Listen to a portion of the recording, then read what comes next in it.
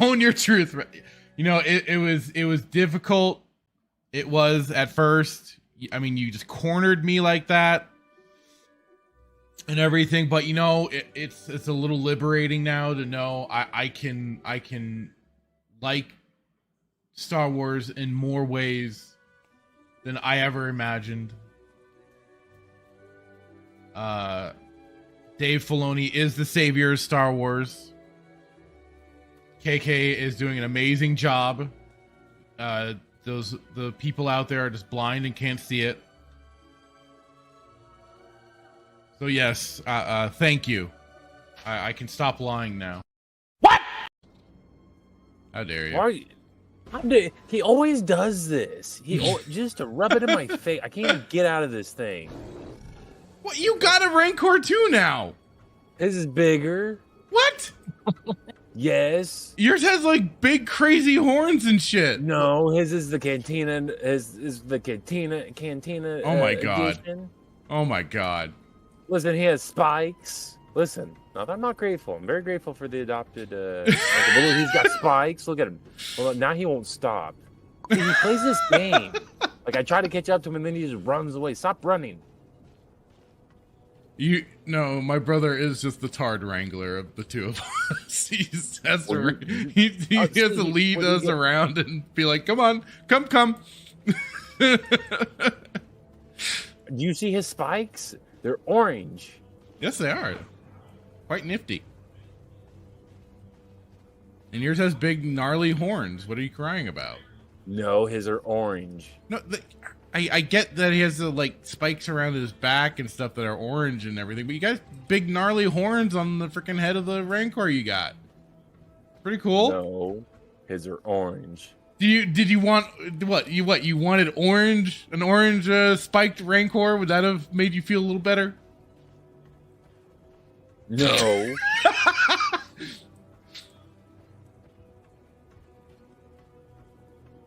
Where are we going? I'm hungry. We stop at a gas station.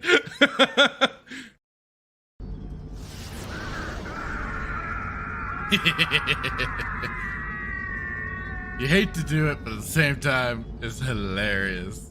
I've kind of lost control of Star Wars, so it's going off in a different path than what I intended. But the first 6 are very much mine and my philosophy. Matt Lanter performs this really very emotional scene where Anakin is talking to his dead mother. And Shmi. And he says to her, I have a wife and I want you to meet her. You would really like her. You would like her. And Matt performed it very emotionally and really very, very well. And we're about to move on. And I said, got to do that again. And he goes, well, why? And I said, because Padme already met Shmi. Yeah, they had dinner the Phantom together. Menace. They had food. And I saw Dave kind of take his hat. And I just remember looking over at Ashley, and Ashley goes, I've never seen someone out-geek Dave Filoni before. And I think that was when Dave was thinking, maybe we keep this guy around a little bit. Hello and good evening, everyone. Welcome to another episode of Saturday Night Sith. I am your host, The Fractured Filter, and with me, as always, is my buddy, my compatriot, my partner, and friend in all of this madness in the world that we are about to face and walk into today. Jay Hitman, how are you tonight, sir? My favorite part, my favorite part about the opening has become one where you just are just cheesing over Kathleen Kennedy. That was great. And two, as I pay attention to this clip, there's two things that really just bring this clip home. One is the fact that you talk to me like I'm a child. Well, I guess there's three parts. One, you talk to me like I'm a child. Two, the long pause between the Spike comment, and yes. Three, there's a part where I sound like Trump. So I'm very grateful. Not that I'm not grateful. I'm very grateful. Yeah. And then I guess I'd be remiss if I didn't say just the fact that Sheefster just remained completely quiet during the whole thing. And I don't know how he does it, because like going back and watching, like I just crack up. I'm like, I can't believe this conversation was actually recorded. I forget who was watching. I think Wookiee or somebody said you never what they're like, you're always on camera. Don't like sing or do. Oh, it was I think it might have been Static. It was Static. Yeah, he was like, be careful something. But no, I don't want to be here. I really don't. I don't want to do this episode. I watched this episode. I know you watched it Wednesday. I watched it this morning, very early, and I was instantly just mad. And then I watched it again, just literally right before we went. Yeah, live, I was doing the same thing to get a refresh. Not that there's anything to refresh, but my goodness. Are there a lot of I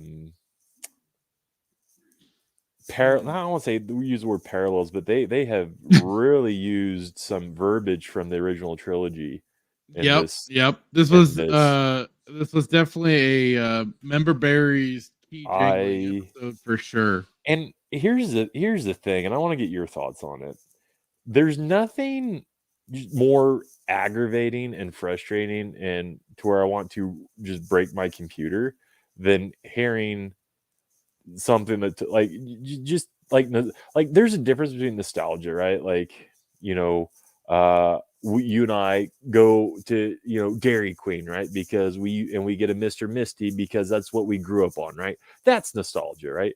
Right. But hearing it's almost just disrespectful in a way, because you're literally, your intention is to catch you're using something that George did to catch the audience, if that makes sense. So there's a difference between nostalgia and then just like Member Berries, because you're just trash and you can't come up with anything.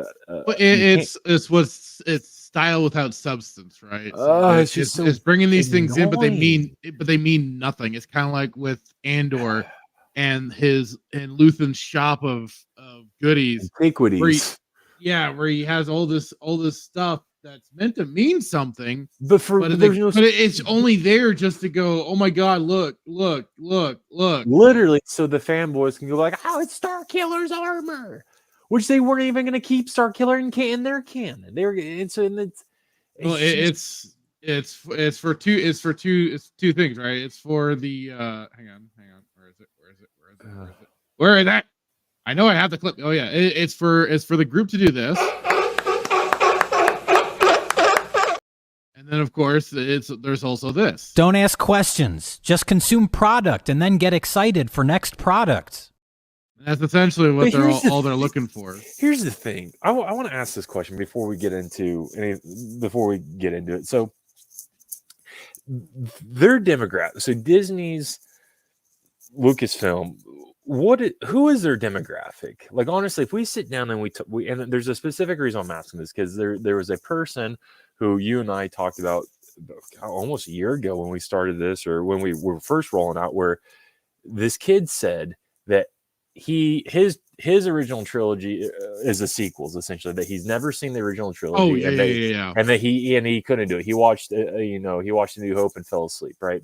So who is their demographic? And if let's just say, for sake of argument, their demographic is the younger generation that may not have seen the original trilogy, or even cared to watch the original trilogy. Why in the world would you put lines from the original trilogy in your? Why would you have a character in your? Yeah, why would you rely so heavily on the original trilogy when that's not the fan base that you want?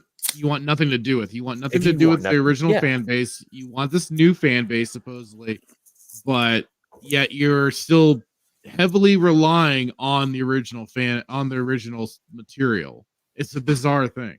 It makes no sense, because you sit here and you want, like, to your point, you want to destroy the original trilogy. No, we don't. Yes, they don't.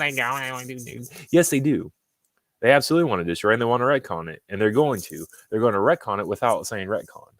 Right. Absolutely. I just don't understand it. And but this is irritating. It's like why you're not cool, right? This isn't a cool thing. It's annoying. There's no reason for it. And nobody is dumb enough to not understand what you're doing. Does that make sense? Like, we know what you're doing. Like, we're not stupid. When you put I have a bad feeling about this, that's like become like a trademark of the series itself. So you'd almost expect that phrasing to come up. It's kind of, There's a line specifically in this episode that was, I believe, original trilogy. And I heard it, I was just like, are you kidding me? Like, oh, I think it's the Force is my ally. When that whole thing. Well, and don't even get me flipping. This episode has. They have one. There's one more episode, right? There's one more episode. Yes, we have one more episode after this. Keeping pile of just dog water, donkey fodder. All right, let me go through. So really quickly, let me get through some of the comments that was already. Although they don't show up now because Jason was like the first one in. Jason Fox 540 Studios. He was like the first in when I created the stream, but the comments aren't there anymore. Static dropped a message and I saw it. He just said gay. But hopefully Brandon Tran, we haven't seen you for a while, buddy, but glad to see you dropping in the chat. He said, I've been looking forward to this, from Count Dooku, quoting the Duke Meister himself. And then Jason did come back with a bunch of hand wavy emojis. Wookie, hello, sir, says, let's go, biscuit lips. Biscuit lips. That's like, I don't know how to take that. Jason again, hail to you, brother. Spartacus, hey, man. He says, hey, gang. And he says, anyone else feel like siding with the senator against Hera? Yes and no. Yes, because just to burn Hera's dumb ass because of how fucking retarded she is. But he's no better, though. He's no better. At the same time, for him, equally acting is stupid because it's like you surely have all the evidence already of an attack on the New Republic prison ship, because we saw in Mandalorian on their prison ships they have security cameras. So and then of course there's the attack of on that was it Corellia where they went to for the ships. and everything, and the guys shout out for the Empire. They have their mountain of evidence, yet this is like they're almost like trying to copy the Turian council member from Mass Effect, who's always just disagreeing with you regardless. But even then, like, he had more reason to do that than the senator in this series. So here's a question. Here's the question of the day for you.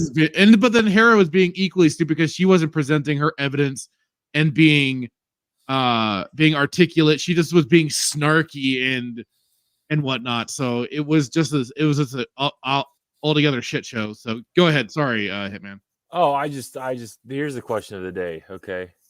Yeah. Where is Leia? They mentioned her via C3. They sure did. And they seem to be very scared to bring her on screen for some reason, and I don't know why.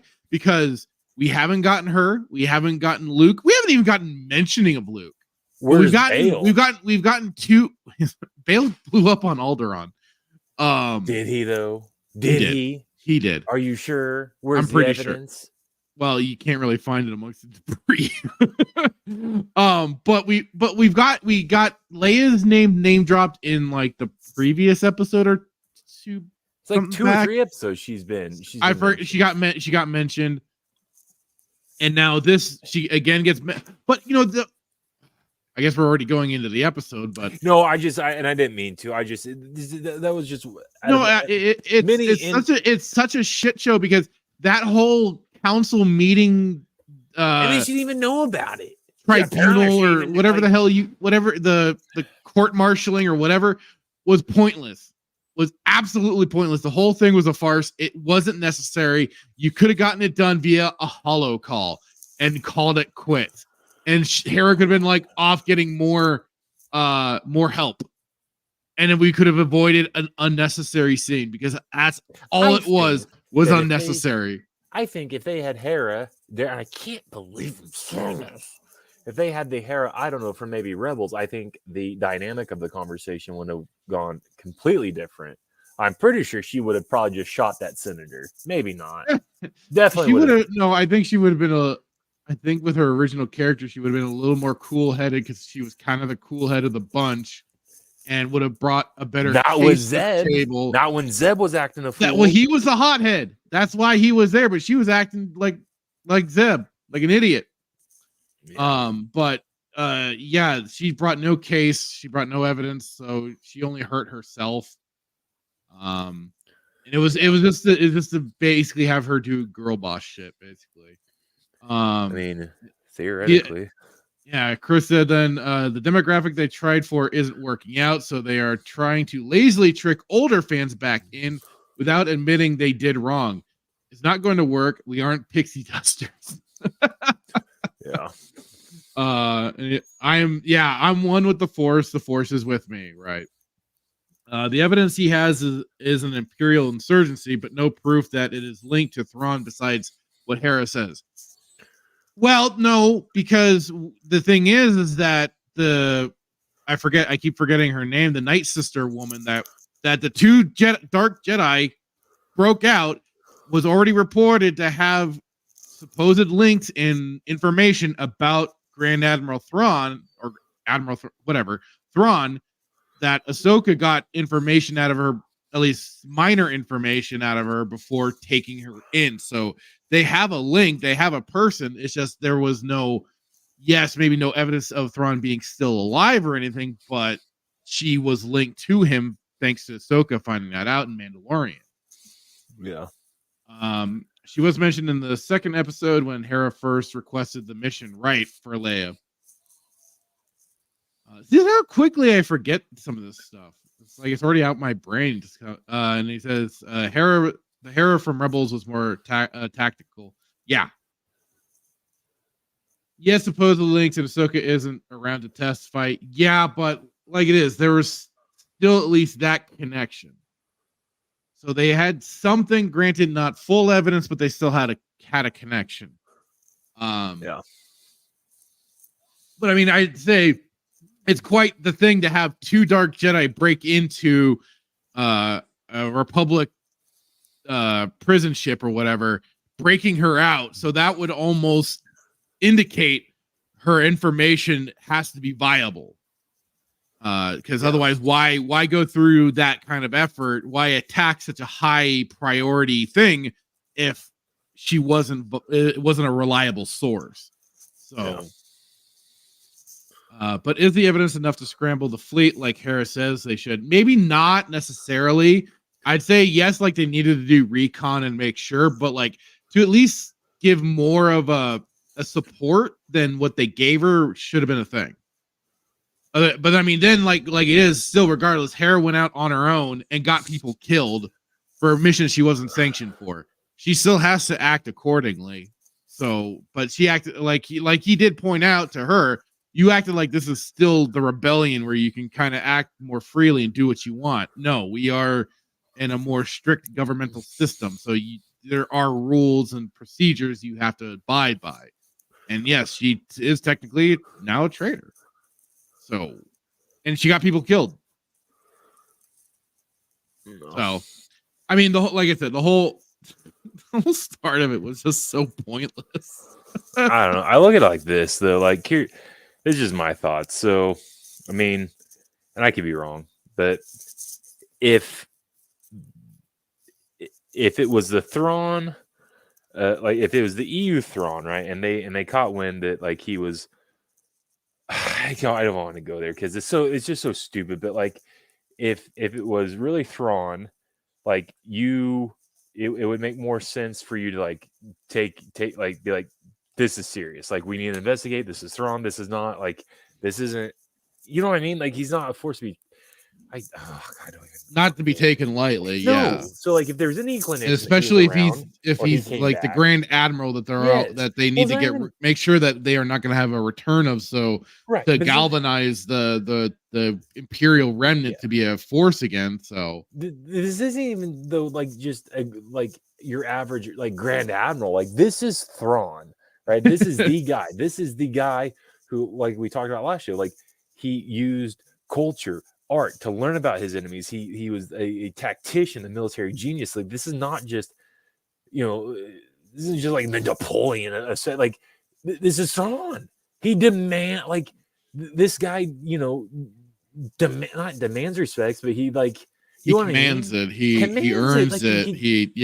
He's got people crap. I'm surprised that the Empire didn't change their uniform from green to brown because of Thrawn, so nobody would know when people crap their pants around him. Like, I'm serious. But they just like, and so I don't know. They just take like, oh, you gotta have evidence he's back. Like the fact that like there's rumors that he's back should be, you should, or like, you need evidence. Potential threat to return. Yes, you should be investigating. Absolutely, I agree. I do agree with that. I mean, if it was like, Grand Moff Tarkin, something like that, but like, then fine, I guess. But I don't know. This is Thrawn, and I'm biased because it's Thrawn, and we all know who. Like all of us, we know, the true Thrawn and the EU Thrawn. We know about him, and we, So it's just, I mean, this Thrawn though, like I can, but see, like if this is their Thrawn, and then you would need evidence because he's a joke. He's absolutely a joke. Who would be afraid of this guy? Nobody, right? Right. Laugh at him. His dumb V head and red eyes, like terrible. It still gets me what they did to Thrawn. But like, why not bring Leia in? Like, Gary Fisher. Like, they've got what was it? Didn't they? They did the whole in Rogue One, right? Was it Rogue One? Not Rogue One. Yeah. They brought you're telling me that like you can't use technology to like CGI. They did with Tarkin. They did with Peter Cushing. That was they tried their best too to try and hide that with the shadows and stuff like that. But right, I think where was it? I forgot where somebody said it, but it was like you could have just showed the back of them and had them talking, and that could have been enough. Like that's all you didn't have to show them. Like you could have just had and that would have been like almost his own looming threat sort of thing. Like you didn't need to have him on screen necessarily, but just to hear the voice and everything like that, and just kind of see the outline or have the back and seeing that Imperial outfit, that would have been enough. Yeah. Let's see. And this is where I side with the senator. There are resources to take into consideration. There is a command structure that is governing the galaxy. There is a lot of factors to take in that Hera from Rebels would have considered compared to the hothead Hera here. That's exactly what we're saying. So too. I don't know too much about like this. This is where I'm kind of out of my element with the whole like New Republic. So like I don't know. Like you can make arguments on both sides of it, but like my whole thing is that, Hey, like, Static. If Thrawn was safe, back, brother. If Thrawn was back, or if there's any inclination that Thrawn was back, that in itself, in my mind, would justify some type of investigation. Now, to get it sanctioned or not, like I get it. She acted hastily and got people killed. But, you know, I get that part of it. But like the simple fact that like they weren't willing like to investigate it when she. Because I have to go back and see if she said anything about Thrawn's return, but like but people were talking about how it was imminent. And somehow Thrawn returned. So they're just as guilty. They're just as guilty as her, because she went and she investigated it and people died, but they're just as guilty because they didn't take it seriously, right? And if they had, I mean, it's kind of a wash, because if they had taken it seriously and sanctioned it, people could have theoretically died, right? But they didn't sanction it and they didn't know about it, and she went and people just died. So like it's kind of here. If I remember the episode right, I mean it's kind of near her. It's kind of near nor there. Either near nor there, but I don't know. That senator is just a joke, man. Like, and I have no idea like what like this setup. Like, who is this? Like, this reminds me of, and I'm not a Marvel fan, but this reminds me of like Tony Stark before the Senate committee. Oh, right. I don't know why. It just Iron Man 2, I think it was. I don't know why. It just I don't know why, but it just. So Thrawn in the EU was so influential that Vader and the Emperor made him a warlord of the Empire. He is basically the rightful successor to the Imperial throne after Vader and Palpatine. Right. That's why they took him. That's why they took him so seriously when he came into space and everything, and then it's called that's why you had somebody like Palian did take him so seriously and followed his command and all that. Granted, he kind of had to warm up a little bit to Thrawn, but I don't know, just the dynamics were so great too there. Let me ask you this: Thrawn of the EU, would he have been bested by a street urchin? Like Ezra? No. Yeah. Do you think he would have been dumb enough? Do you think he would have let his pride? And we had this conversation last episode about his pride, but do you really think he would have let that get in the way? I just don't see it, man. I don't see the real Thrawn ever being in this position. You know, chasing Abu and Ezra Miller or whatever his name is. You know, space Aladdin and getting bested by I don't see it. And this just is dumb, dude. You should have just brought her in like this is absolutely just. She gets so smug. Lazy writing. It's 100%. Maybe not lazy, right? It's just lazy, man. Well, and that's the big question here, Chris. Where is freaking Luke? Why hasn't he brought in to handle the fallen Jedi? Well, that's what we've been asking since episode 1 of this stupid show. Basically, it's like, where the hell is Luke? Why aren't you contacting your one main Jedi that knew a thing or two about a thing or two? You know, because you can't bring Luke in because it takes the spotlight from Ahsoka. Well, that's just it, isn't it? Like, he would immediately overshadow even Felony's little pet. But I mean, that's you. Oh God, it's and we're sci-fi off. Like, you don't even have to. I understand not wanting him to be the main focus, but you have to at least acknowledge he's there in this galaxy doing something, anything. God damn. Static that said, just make sure you stream for at least an hour more so I have something to listen to. Oh, yeah, we'll probably be going for a bit. Don't worry, dude. Chris back again. Well, this is the same senator who would help the Leia's resistance behind the scenes. His son is a pilot in the resistance, in the show Resistance. Oh, good God. But why are they not bringing Luke in? So that, I want to talk about that, because I know we're kind of all over the place. Well, there is no Luke in Disney Star Wars, only Jake Soy Milker. Well, that is true. That is very true. But I mean, regardless, it's like How can you can't have Thrawn and not have, it doesn't make any sense. You can't have Thrawn without Luke, without Mara Jade. And I know that you said, you're like, I don't want them to be brought in. I agree, but you cannot have Thrawn without Luke. You cannot have Thrawn without Mara Jade. Luke You is cannot have cobwebbed, Thrawn without Talon Card. You cannot have Thrawn without Cyboth, Isla and Mary. Like, you can't, like, they are very much a part of Thrawn. I mean, they're a part of this. How do you do it? You can't, like, then we get this stuff. We get this stupid looking Hera with this C-3PO cop out who's acting like Leia, and it's so look at look at it. Like, it's funny too. Like, you see all the black, you see all the black that's supposed to be, but like, where's all the extra additional wiring that's supposed to be hiding that? He donated it to Fennec Shan. Didn't you read the memo?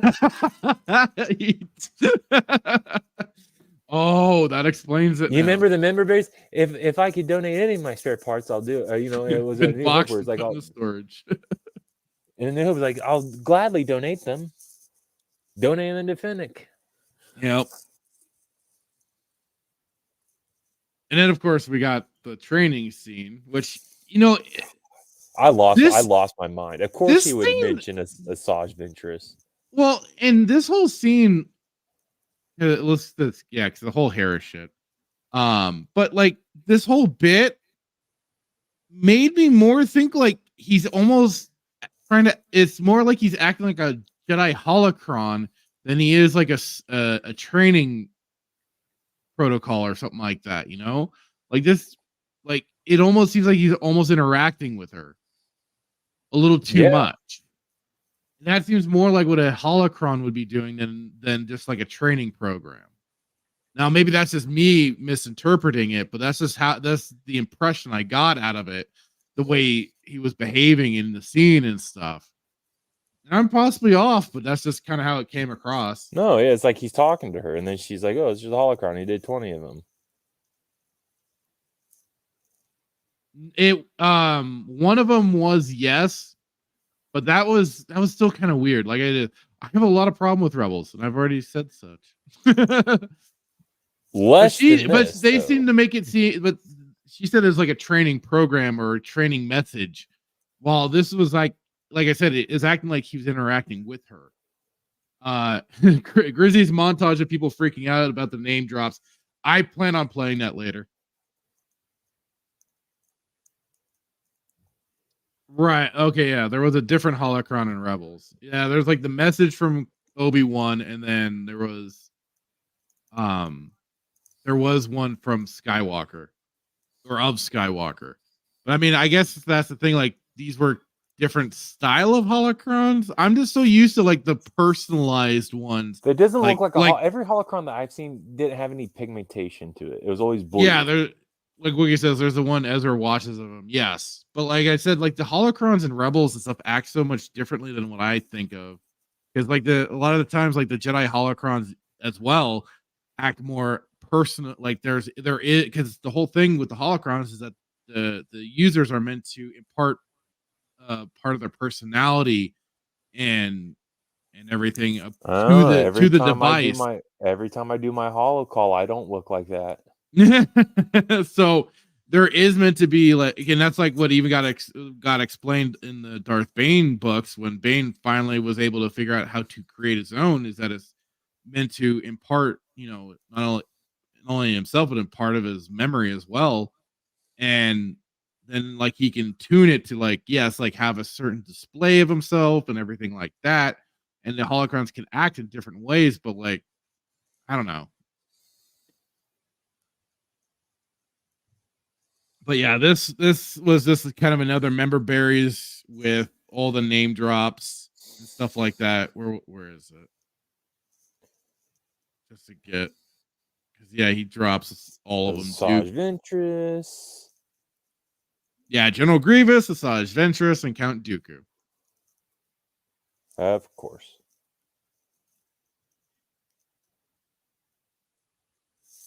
It does, and it doesn't. Like I said, I felt like he's almost kind of interacting with her, particularly at the end of the message.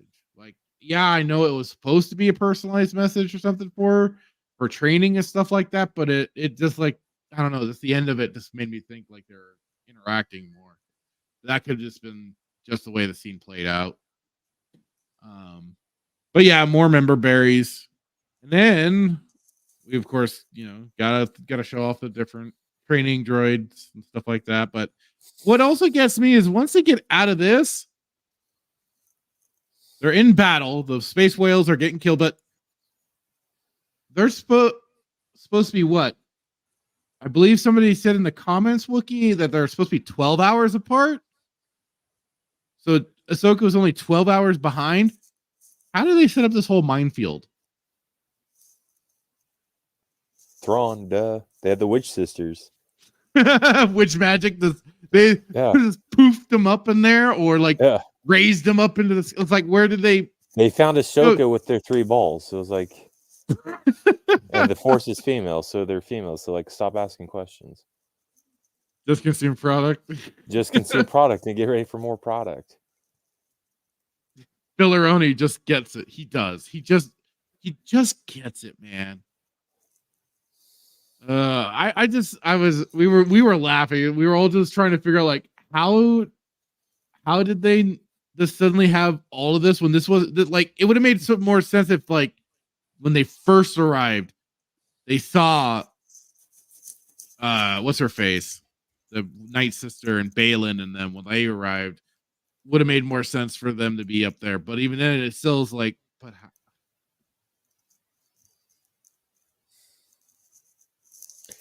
Because you have the witch, you have the Great Mothers, and you have Thrawn, and then Elsbeth minion lady. I don't know. It's Thrawn. I don't know either. So, that's all you need. Dumb. When did they sense her? When did they sense Ahsoka coming? Last episode. Did when they went to I think Thrawn was like, I need your. He's like, I'm in. What does he say? He's like, I'm in need of your assistance, and they're like, yes, you are, or something like that, or so it shall be done, or whatnot. Wookie's saying, yeah, a lot happened in hours. We got Thrawn and Ezra. That should have been days. Yeah.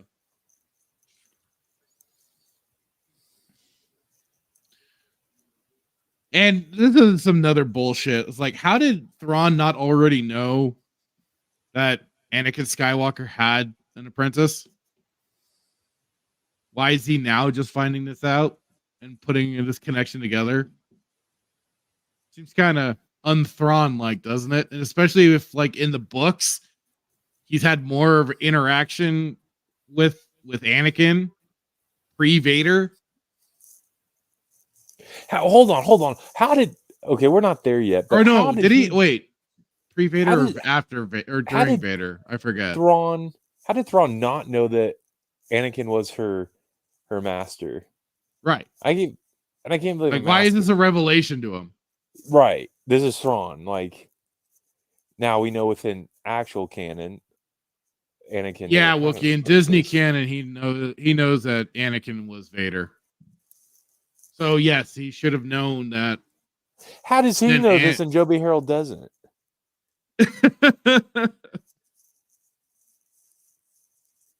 See, this is my problem. I'm trying to, like, I sit here and argue with myself and try to justify one over the other. It's like, how did he not know that Anakin was Ahsoka's master? But then within true canon, Anakin never had an apprentice. Did he? Not in reality. No.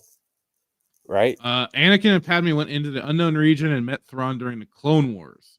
So what? Like a different? They did their own version. They did a new version of Outbound Flight, basically, where they first encounter Thrawn in the Disney trilogy. He's talking about the Disney canon. Okay. No, yeah, bro, they were on the Halcyon Star Cruiser. That on the Star Cruiser? They met on the Star Cruiser, the same cruiser where Han and Leia got married. Oh, what? And then what's funny is like then. So, God, I don't even know where to begin with some of this crap. And then here's this scene they took from Return of the Jedi where or I'm sorry, Empire Strikes Back, where Luke's calling out to Leia. Right. like, Well, that yeah, Leia, that's in a little Leia. bit. But like, what's funny? Well, yeah. What's funny is in this scene, Ezra does ask a very good question, and that's so why would Ahsoka train you? I mean, I thought it was a very we stopped. We were all like, that's a very valid fucking question. Why would she train you? You aren't force sensitive, or at least certainly never displayed as such. You got me. I haven't gone all the way through Rebels, so I don't know. Well, it was like just that. Like Kanan was training Sabine with the Darksaber, and that was mostly like a mental connection that he was trying to help her break through with to bond with the Darksaber and the Kyber crystal inside. Last I knew, it wasn't necessarily force related. And he even expressed how she doesn't have the talent or the connection that Ezra does, or at all. But like that was the whole thing, was just her, and so it didn't make any sense, and like that's why Ezra is even more here is that and asking why would, but then he kind of he's trying to play it off almost because of the way she acts about it, but it's like, why? Right. And it reminded me, and I said this when we were watching it. It reminded me of like in the PlayStation 4 Spider-Man game. Peter is trying to express to Mary Jane about how dangerous this life is and how dangerous it is, especially for someone like her who does not have superpowers, to be getting herself in the middle of supervillain tier shit, and you should not be getting yourself involved. And she basically just kind of strong arms him and berates him about it, strong woman, all that crap. And the problem is, I'm like, you have your point, Peter. You should stick with that. Instead, he bitches out and doesn't follow through with it. I guess, that annoyed the shit out of me. And here it's kind of a bit of the same, in that like Ezra's just trying to ask a valid question. You go, well, why would she train you in the Jedi arts or whatever? Why? Right. And I mean, hell, supposedly Ahsoka wouldn't train Grogu and shit because of his attachments and all that. And Lord knows she has her freaking fill of attachments. So why not? Why? Oh wait, you've already said it, haven't you? Force is female. Mm-hmm. So I guess that's why. But at the same time, we still have not seen that time frame where they've actually done any training. We haven't gotten the flashbacks or whatever to when they were originally palling around, maybe trying to find Ezra and all that crap. So I hate Filoni. He can't keep his own goddamn narrative straight.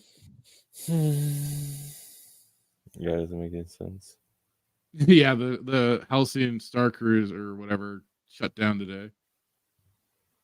In the EU, I think he had his suspicions, but never explicitly knew. I was pretty sure he did know.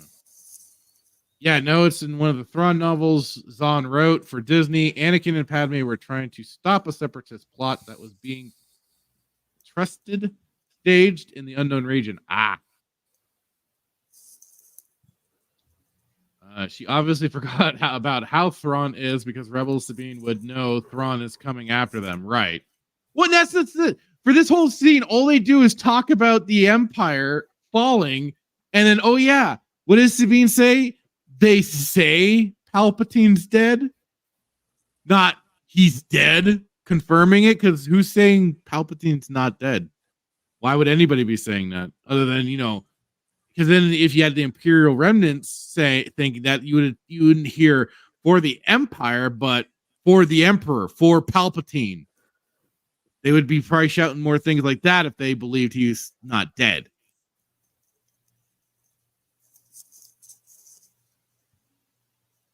It's like, in which canon did he die? Right.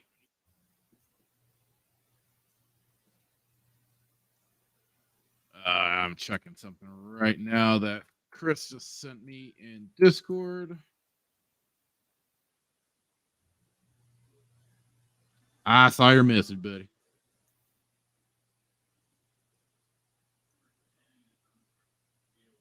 Okay.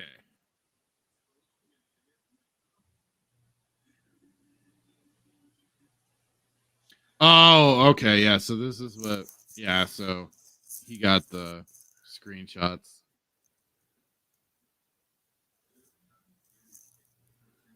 They say the threat of fate has spoken us.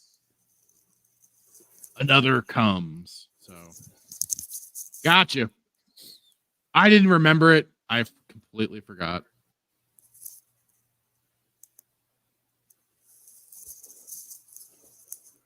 Oh, God. But yeah, they have that little discussion. It's like, why? Again, she's not telling him what's going on top of it. She's not saying, oh, hey, by the way, I was let go by Thrawn to come and find you. There's possibly two Jedi out hunting me. We could be in serious trouble. Thrawn apparently gave me your last known location. He can locate you somehow. Nothing? Nada? Zippo? Okay, fine.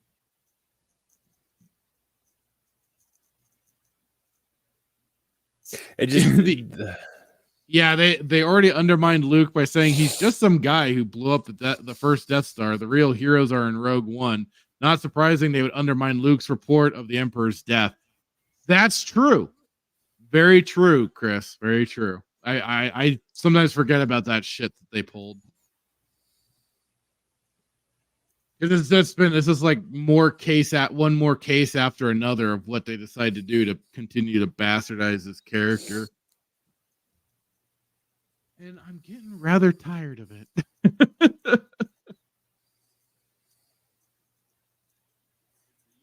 Just getting a little frustrating. But then Balin magically made friends with the Ronin stand people. Like, that's the way they sound to me. Wookiee thought they sounded like Uruk-hai from Lord of the Rings. I just thought kind of still more silly, like sand people, basically. Yeah. And they're mystery boxing more for Balin. Like, he's got more going on here than he's letting on. And basically gives the last lesson that he wants to impart to Shin. And tells her to, basically make your place in this new empire. Right. Whatever Thrawn's going to try and create. So embrace it and all that crap. Very mysterious. It goes to show how, truly Felony has learned well from his masters. Well, that's just it. Yeah. A group of aliens that Balin has no knowledge how to communicate with, but magically did it. It's kind of like I brought this up during the stream, the watch party that we did. I brought up like how Dim Jughead just happened to know how to communicate with sand people. A very isolated group of people on Tatooine who don't generally mess with outsiders unless it's killing them. Unless it's, stealing vaporators from them. At least from the Kenobi book. But it's very minimal interaction. It's like,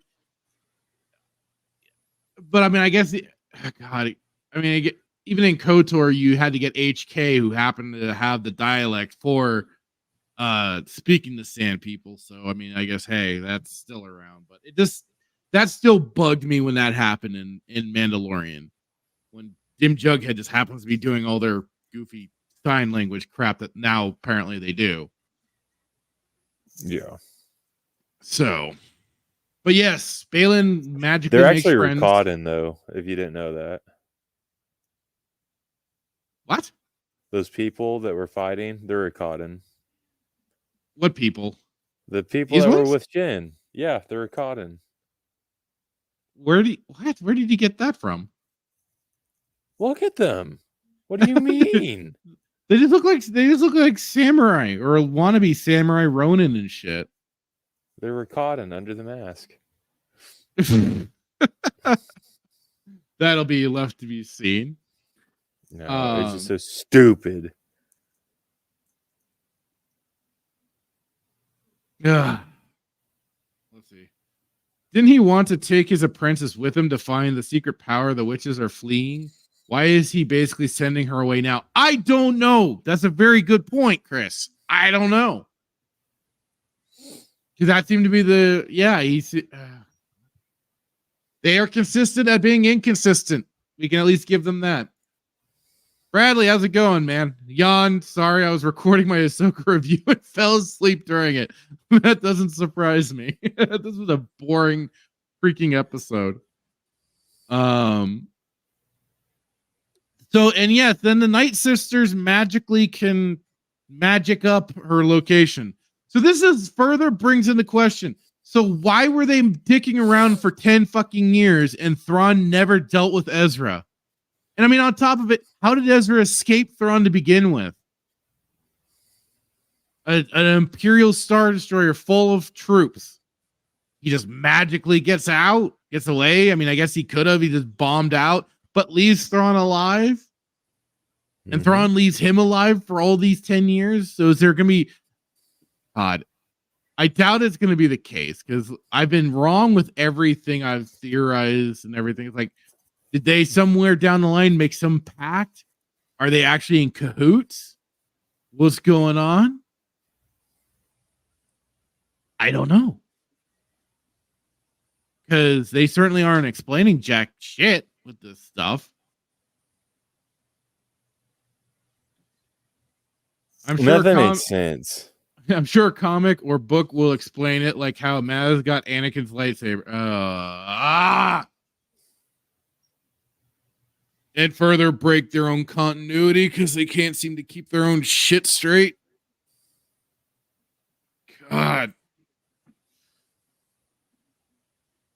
Just everything about this just keeps getting more and more painful. And it's like this episode alone was nothing like Brad said. He fell asleep trying to do his review, which I know he's, making a joke and everything. But I mean, to a degree, we were struggling ourselves just to try and keep attention with this. Like, yeah, we were still pointing shit out, but good God, it was moving slow. It was just not providing. And I think you'll have to remind me where I first started talking about this, if you remember. But like I started pointing out with some of these shows, most of it is filler, and it's only sprinkled in with light bits of story to just barely move the story along. And I don't know if I started saying that with Bad Batch or Andor or what. So who had better time? Who had better pacing? This show or Boba? Because I think when you look from a pacing perspective, I don't know. Boba was really bad. They had very bad pacing. Because they both had. Well, Boba had 7 episodes. Yeah, I think This so. was 8. I mean, Kenobi was bad too, but it's like they each can't one does. figure Yeah, out the it's like pacing. and they don't know how to fill their time properly. Like a lot of this could have been trimmed down. A lot of this could have been trimmed down. Right? It's like 8 episodes could be adequate if you got the pacing right, and if you got you eliminated all the filler. There should be no artificially stretching this out. There should be no real need for filler. You shouldn't have any filler with an episode. No, this should be very concise story to tell. Right. And so when you have the filler and everything, then it just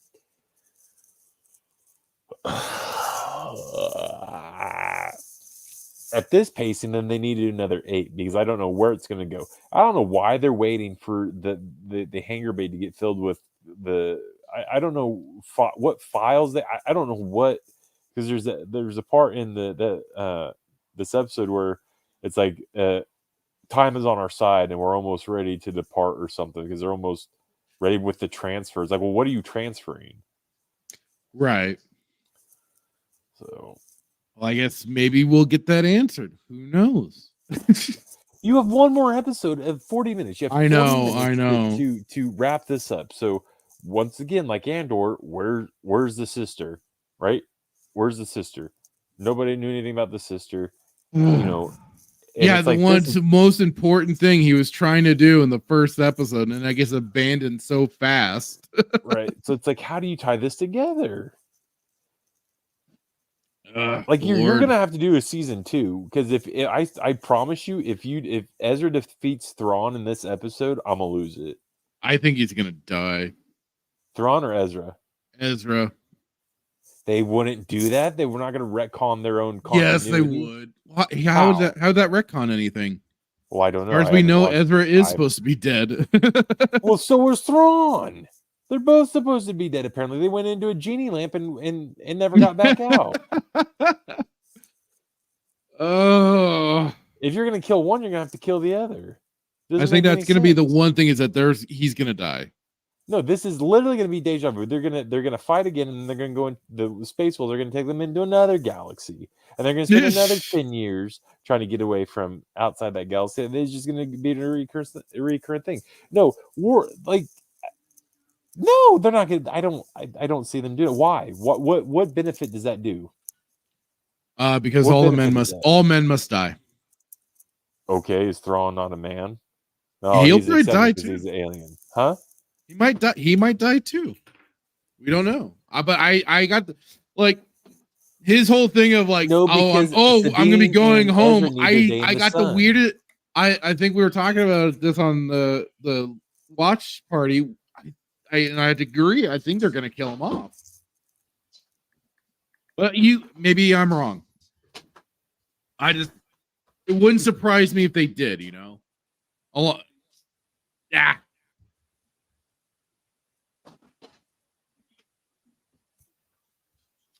So yeah, I don't know. I think they might off him. No, because Ezra and Sabine are now reunited, and they need their day in the sun to go off and get married like Padme and Anakin did on Naboo in secret, because Kanan's still a Jedi.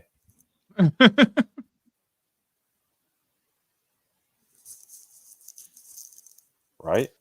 Well, Ben will kill them all. That's right. Yeah. Let's see. Chris is saying, you must also wonder, how can one survive hyperspace across the void between galaxies while having no windows? That was my curiosity about that too. But apparently, and I don't think Ezra could hold a force field for that long, if that's what he did. Because I don't remember him doing that, but Wookiee swears up and down he did. But yeah, no, that was my question about it too. Filler has its purpose, but that's for shows that are 20+ episodes long. For something like this, where you have limited episodes, there shouldn't be filler. No, I agree 100%. They should have tightened a lot of this up. And if anything, yeah, we probably would have gotten fewer episodes, but they should have tightened up the story and really made sure that they were doing their job to move things much more fluidly between everything, because otherwise, so much of this feels so artificial. And especially like Dave Filoni's directed episodes, you have everybody basically saying a line, pause. Say a line, pause. And not even in a natural way, but like pausing for 2 to 3, like maybe 5-10 seconds before then finally saying something. So it was, like I said, it all felt artificial. What they can do, that would probably be the case if they want to extend it all, is the Iasian is destroyed, stranding everyone in this galaxy for Filoni's Jedi. Probably, and that could be the more possibility, because like it is, like Wookiee had kept pointing out, for the main galaxy, I hate even saying that, but for the main galaxy, it's meant to be it's supposed to be a time of peace. So they can't make it back to the main galaxy and cause trouble. They could. How so? I don't know. They just do it. They're not beholden to any rules, are they? They don't even follow their own continuity.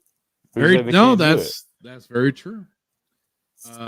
What Ezra was doing at the end of Rebels was communicating with the Purgle. He wasn't making a force field. Okay, that makes sense. Episode 1, a clip of 2 lines of dialogue was 11 seconds. It was bad. It was bad. But I just can't with this Thrawn. Damn. It gets better though. Just wait until Ezra fights Shin without a lightsaber. Yeah, we can just get to that now. But yeah, Force is his ally. So, and I'm sure Wookiee and I'm sure Brad are going to be putting this in their reviews. It's basically true, and I wish I had made it the clip, but it's basically the equivalent of this whole bit is basically the equivalent of Luke throwing the lightsaber over his back. Literally. From Last Jedi. That's what I said. That's what I said when we were watching the episode, Chris. I was saying exactly what Obi-Wan said. Anakin, this lightsaber is your life. Don't lose it. I exactly that. I said exactly that. I laughed at the Harfoots throwing a pot. Vader, you've constructed a new lightsaber. Your training is almost complete. That's right. It's all part. It's an extension of the Jedi. The lightsaber is an extension.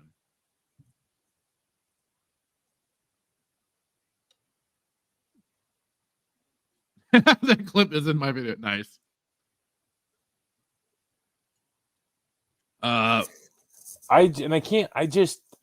These Babu Frick just creature. I can't.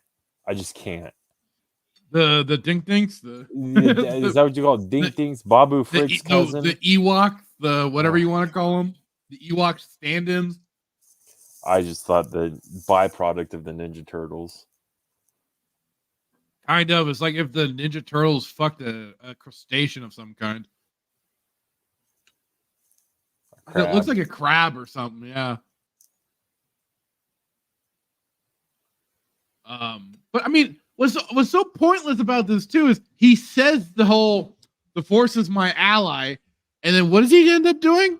Picking up a blaster and starts firing on them. Okay.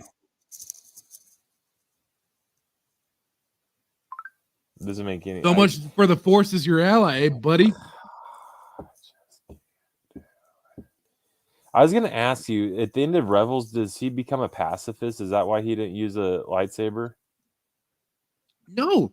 And in fact, even though he says, I gave you my lightsaber, he didn't. He gave Chopper his lightsaber.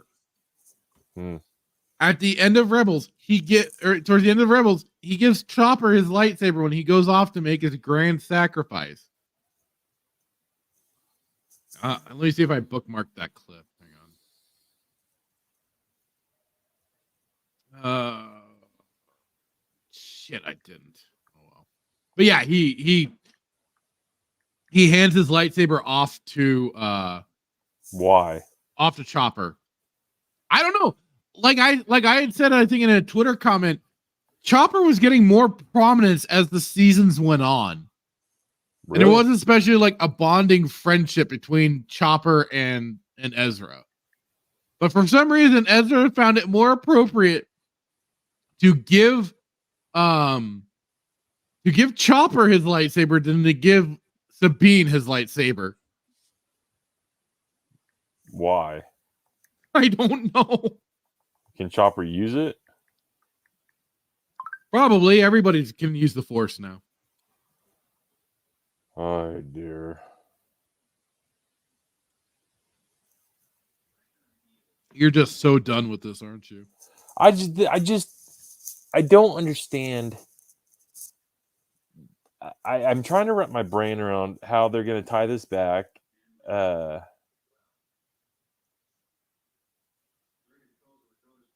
they're going to tie this all together. I don't know. Because then basically with this whole little circling the wagons, and of course Ahsoka has her little run-in with Baylan, which is very brief. It doesn't amount to much. Nobody asks each other any questions or anything. They just kind of get into a fight. It's very quick. And like even like Rhino was pointing out, it's like they had them surrounded, and Shin says to the stormtroopers to kill them, and yet they listen to Ezra, and he says, "No, don't do that." And he goes on to his little monologuing about not shooting them. It's like, why? Just shoot them. Be done with it. But they don't, because of course, contrivances. And then, like it is, Ahsoka comes in magically, kind of like the T-Rex in Jurassic Park, just magically appears. Force pushes a few of the troopers, and then like they all scatter apparently instead of just firing everything at the group. And then she doesn't. And then she doesn't. Ahsoka doesn't even feel. Well, first of all, I wanted to just really because I guess we fast forwarded, or I didn't bring it up. The lightsaber combat in these shows is absolutely just atrocious, and even the ignition of the lightsabers is just also atrocious. And the fighting, the choreography, it was very hard looking at like Baylan fighting Ahsoka, what form like Baylan was even using. Maybe I'm just an idiot and I just not like that well versed in all the different forms, but the fight, like it's hard to figure out what form they're using. Well, did you see that or no? Or were you able to tell? Well, I was more distracted by Ahsoka looking like she wanted to do the Jedi equivalent of the crane kick here. Hang on. Oh yeah. It was and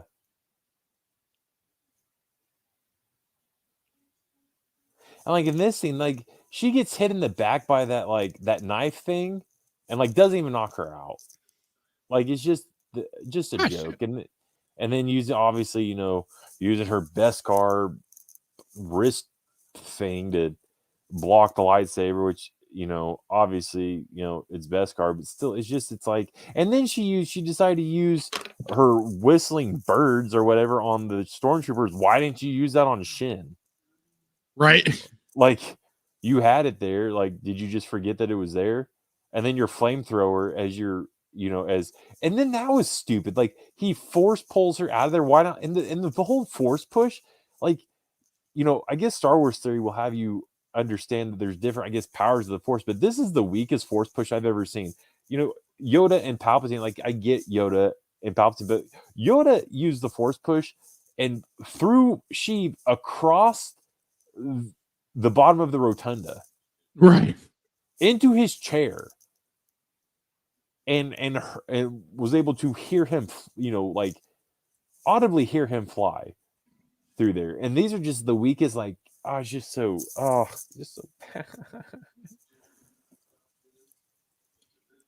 it's like, and then this guy's like, I'm not even mad, but I can't let you pass. Yeah, you're Gandalf the White, so I'll just pull a Gandalf the Gray. I can't let you pass. But then he still just lets her go anyways. Yeah, because then he looks like conflicted, like, oh, I'm gonna get my butt kicked by my master that I don't have because I'm not a Jedi, but I'm not a Sith. I'm just it's like he gets that calling that he talked about in some of the previous episodes, and he's like, this isn't important anymore. I'm fucking off now. Bye.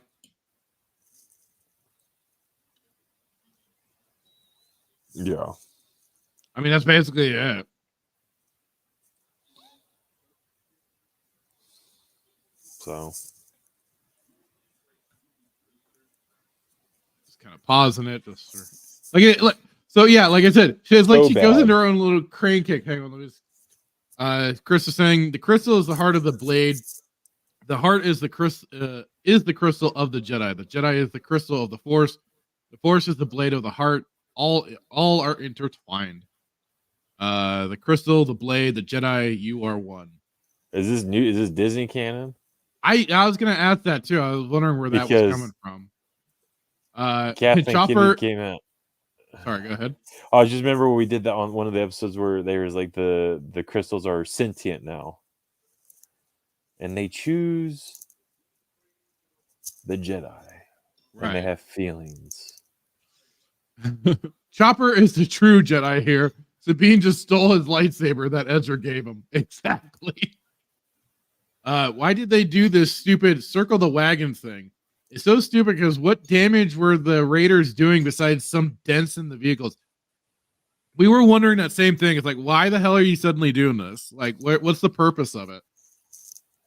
Then we had, I really think Filoni has an obsession or love for Peter Jackson, because we get the little turtle guy pulls a Samwise Gamgee and pulls out a black iron skillet, a cast iron skillet, and throws it at the dude's head. That's what, Wookie mentioned earlier. That was pretty funny. Oh, okay. I didn't see it, but hoping Shad will be doing a dual analysis on this. I mean, he's gonna be ripping it apart, I'm sure. Jason saying the duel and action scenes here was bad as fuck. Again, Rey is the only one that knows more how to move and act while he fights. Rey. Huh. Oh, Ray Stevenson, I think. Well, I'd say Hayden was doing much better too, and he had to slow his movements down for what's her face here, Ahsoka. Rosario Dawson, thank you. Those sabers they use are so fucking bad that looks way too fake and not well fixed in the VFX part. Yeah. It's from the EU. It's what Jedi Masters say when their Padawans are constructing their lightsabers. Okay. Very good. It's we just, hear it in the first excuse, man. There's no excuse, because again, I always go back to the fact that, like, even I will say this, right? And I was not necessarily a fan of Anakin and Count Dooku's fight scene in Attack of the Clones. That was better than anything they've done. And this was 20 plus years ago, right? So there's no excuse why these dueling scenes are to be such trash. There's no excuse. You have no excuse, right? I used to kind of feel that way too, and then I kind of started to realize. I kind of was like realizing it's more, you know, you're still showing off that Anakin is a very capable fighter, but at the same time, his arrogance is getting the better of him, and he's going up against somebody so skilled like Dooku, who dismantles him, and it's still helping build up your villain and keep them in a strong place. Not getting beaten by somebody like Anakin, so then you have Yoda that can come in, and they have their part of the duel, which just helps, I think, more for the character and stuff. Right. I'm just talking about like the dueling itself. Looked better. Absolutely. The choreography, the fight scene, like, I mean, you remember the Attack of the Clones where like Anakin would wave his lightsaber and then the camera would cut to Dooku, so it was like separate, like, you know, that scene where it kind of cuts, but that was even better. I mean, that's better than anything that we got and I don't understand it. I don't, like, help me understand, like, what is so different, like, what is the barrier between, and I mean, you've said it before, and this is a rhetorical question because you say all the time that it comes down to passion, right? But technology wise, like, technologically, there should be no reason why it should be worse. Right? It should, if not, it should be better. Right? 100%. And it's not. Like, and like, I will admit, like, I if you ask me the different, like, to tell you which different, I could name a couple forms, maybe, but because that's something I'm just not the like, I know like what form, and I mean, obviously I know what form Anakin used. I know what form, you know, Qui-Gon used, or and Obi-Wan and Mace and all that. But Yoda was like one, hopefully I'm not mistaken, but I think Yoda was the only one that knew all five, right? But when I look at these fights, I don't know what form they're using. And maybe they're not using a form because they're not Jedi, I guess. I don't know. But like the fight scene with Ahsoka and Baylan, I couldn't tell. Baylan was using more of more aggressive, but like, you know, I don't know. So it's just bad. I mean, could you watching any of these dueling scenes? Can you tell? I outside can't Anakin? I can't presume to know the forms that well to be able to differentiate and whether or For not they're sure. actually. And that'd probably be performing more it, of a so question for like OG or maybe Tim, I guess. maybe. But well, definitely I know OG, but I'm sure Tim knows as well. But like, I don't know. Like I know what form Anakin uses in Obi-Wan, but Yeah, this comes off looking so goofy. it's like Wow. Bruce Lee over here. Caw, caw. She's a bird.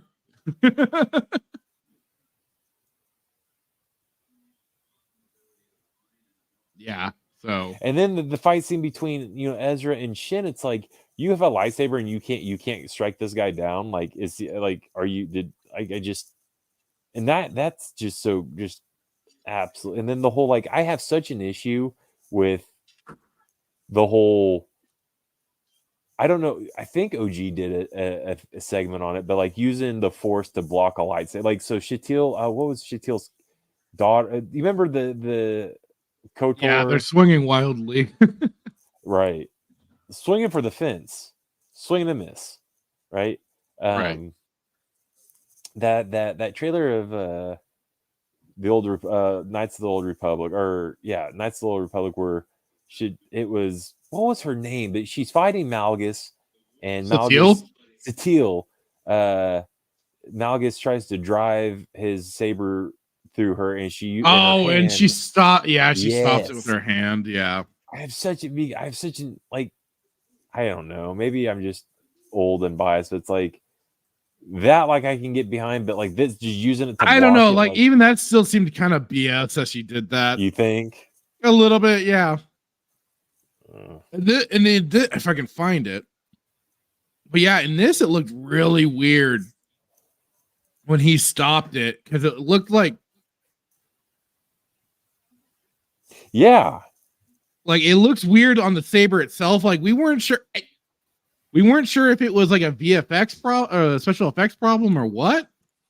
No, it's legit thing, or if it's just like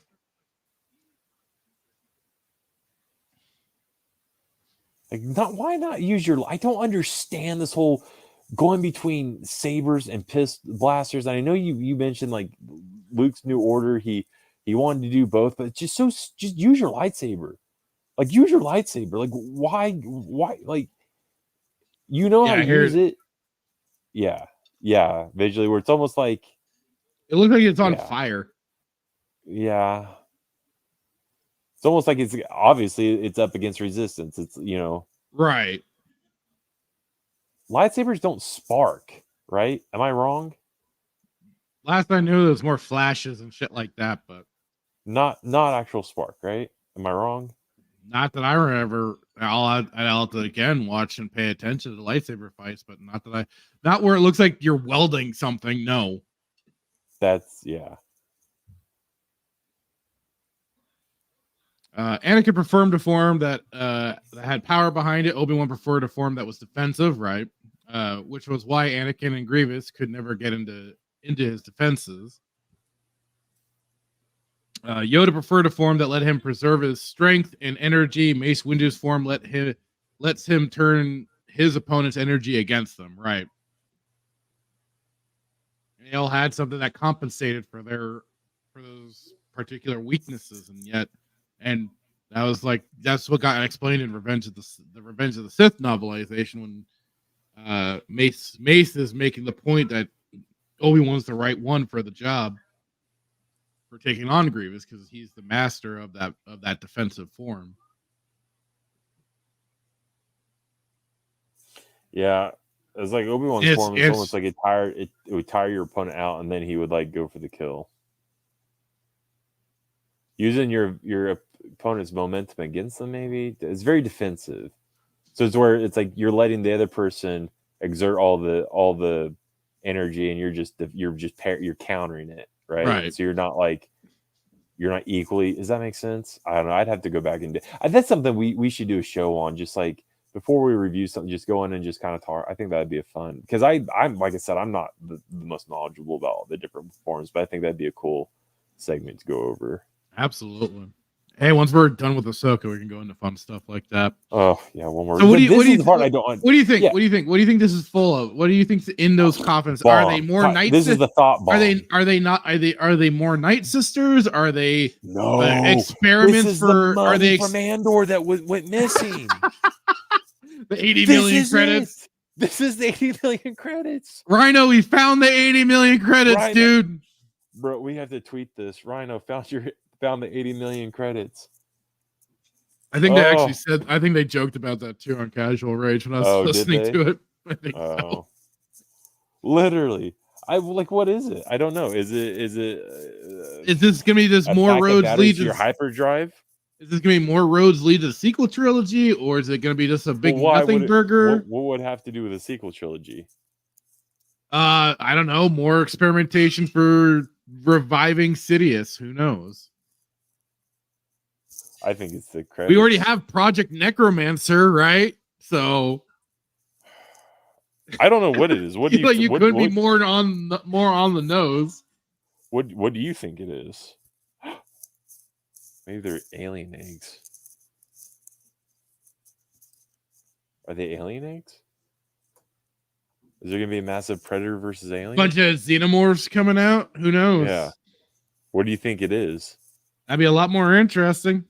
He says something about data transfer. So, like, what is it? Is it the Sith holocrons? Is it Ndedu's holocron? Is there? Well, that's what those stormtroopers. But we're talking about like the cargo, the caskets, or whatever they're loading up. What are the bodies that are supposed to be in there?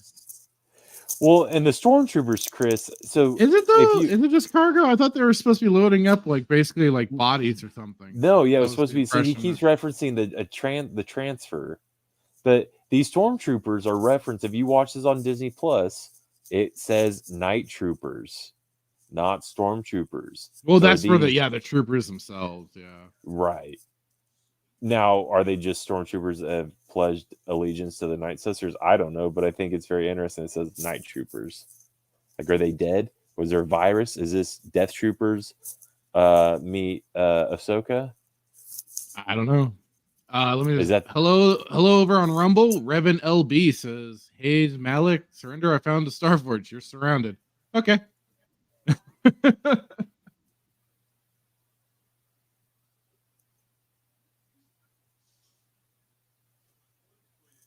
Wookie says, "I bet it's the witch's ancient one. Supposed to be reanimated, possibly." What is that? I say I'm not a Rebels person. What is that? That just more of the Night Sisters, the witches. And what, eggs? In the cargo. Are they dead? I don't know. Are they in? Maybe in hibernation. Eggs? Maybe they're in hibernation. Night troopers, just a variant on stormtroopers, just like sand troopers, dark troopers, etc. Troopers are the ghouls. There's that possibility that they're just a bunch of they're more Merriks or Maliks or whatever the hell they are. The Inquisitor that was fart gas. Are they in carbonite? I don't know. All we've seen are the pods. Because he references some type of data transfer, so it's got to be some type of like. But that makes no sense because is there a computer on that planet somewhere? Well, I don't know. They might be doing more stuff than just those I like your original. I think they're xenomorphs. Yeah, that'd make the most sense. I mean, why not? Felony can just keep ripping off more shit. I thought this was. Hang on, let me try and get a good shot of it again.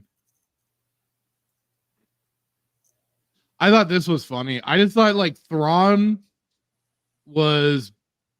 Hang on, there we go. This just made me think Thrawn was just playing a real-time strategy game. Why would you? I was hoping that you weren't. He's playing Civilization 2000. I was really hoping. Like, why'd you have to bring that up? I was just, twice that I watched this episode, I just lost my mind. Like, oh gosh, because Thrawn would do this. Absolutely. Hey, you got to make some entertaining shit out of this, Chris. Come on.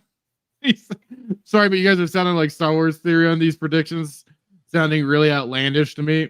I Chris, mean, my theory about Ahsoka and Anakin is not outlandish. Just like, never mind. I thought Merrick was going to be Ezra, and they were going to do the repeat of the Vader broken helmet thing. Yeah, a lot of people thought that though. Well, a lot of people were thinking it was Starkiller just because Sam Witwer was the voice was credited for the voice role. Yeah. So, I mean, and yet our expectations were absolutely subverted.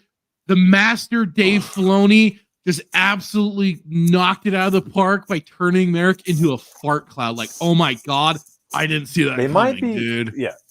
They might be outlandish, but not as outlandish as Star Wars Theory's explanation of as why Sabine was justified in living and how Qui-Gon was justified in dying. That must have been the most. That's the if we. So I think this is what we need to do. At the end of every year, we do our show. We should have like a recap or a compilation. This will make the top 3 dumbest moments in all of our episodes within this year. Is that boy explaining why Sabine lived and Qui-Gon died? Quite possibly top 3.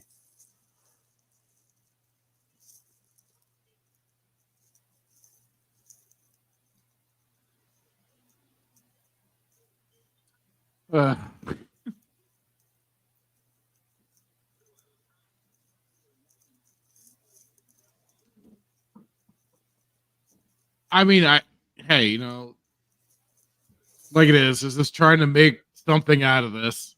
And yeah, we're probably giving them more creative ideas than they actually came up with. Yeah. For all we know, these stormtroopers natives of the planet. All we've seen is one planet. Why the red garb on the red cloth? That signified like their Well, that's why Sister?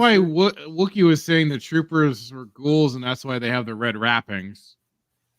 They're I just thought that was them ghetto ass like wrapping their armor and keeping it together. Like a mummy. Yeah, sort of. Mm.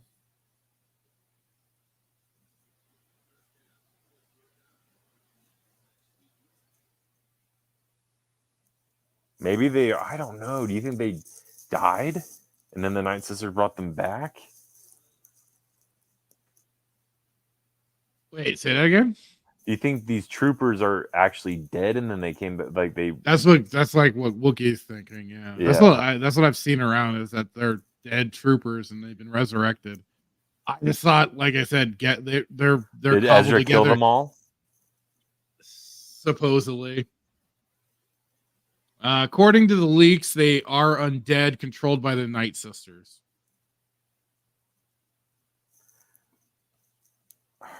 How do you have a leak with one more episode left? Wrappings and gold are for the broken armor tied together. It's like the Japanese tradition of using gold to fix broken pottery. Mm. Like it is, all we're doing is just making up theories at this point too. We have been given no clarification, confirmation on anything of what's sound going like Star on. Wars theory, man. Well, literally. Yeah, Chris already called us. Called us Star Wars theory. I know. Acting like Neotus over here. We have no credible sources. Just pulling stuff out of our rear. I don't know. I don't know how you tie this together in 40 minutes. I don't even know how long the last episode is meant to be. Do we have a runtime yet for the last episode? I would assume between 40 and an hour.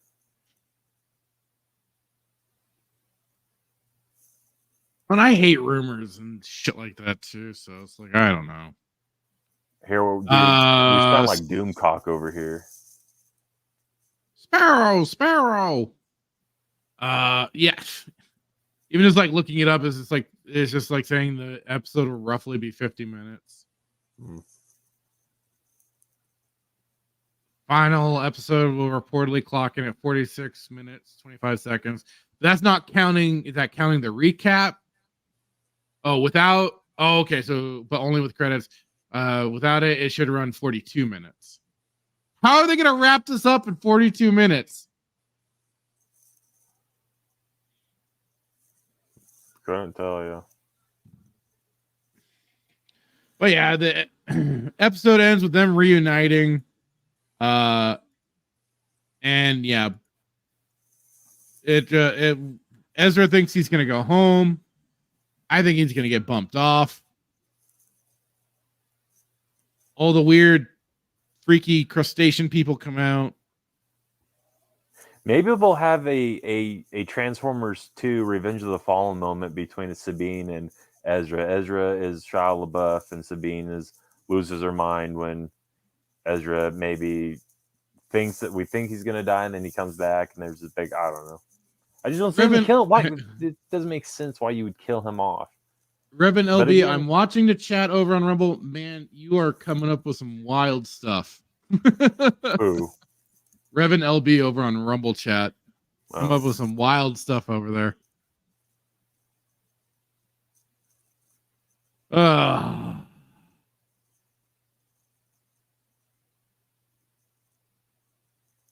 Can we watch Lego Star Wars Lego Star Wars? You'll take Lego Star Wars at this point. Oh my! Would you not? Can we go back to Bad Batch? Can we just do like the last 2 episodes of Bad Batch? I mean, this is just so bad, man. And I just Thrawn is just. I knew it was gonna be bad. I but I didn't think it was gonna be this bad. But then I saw like I should have known when I saw Anakin's Sith eyes that like they're gonna just destroy Thrawn. They're utterly gonna eviscerate him. They're gonna eviscerate his character. They're gonna eviscerate how he looks. I should have known. I should have known better. Should have known that the minute they didn't cast Gary Oldman to be Thrawn, I should have known that it went to pot right then and there. Will we get He says sci-fi? you'll probably never know with the viewership in the toilet and that they may undo everything. They might. You're gonna have to watch another show. Red Hoodwink saying, "Hey, wait, Red Hoodwink, how's it going, man? And you think Bad Batch is any better? Yeah, better than this? yeah. I'd say it's better than this crap so far. I'd take Crosshair any day, dude. This is so bad. Mainly because there's not a singular character in Bad Batch that is, beholden, or that I don't know.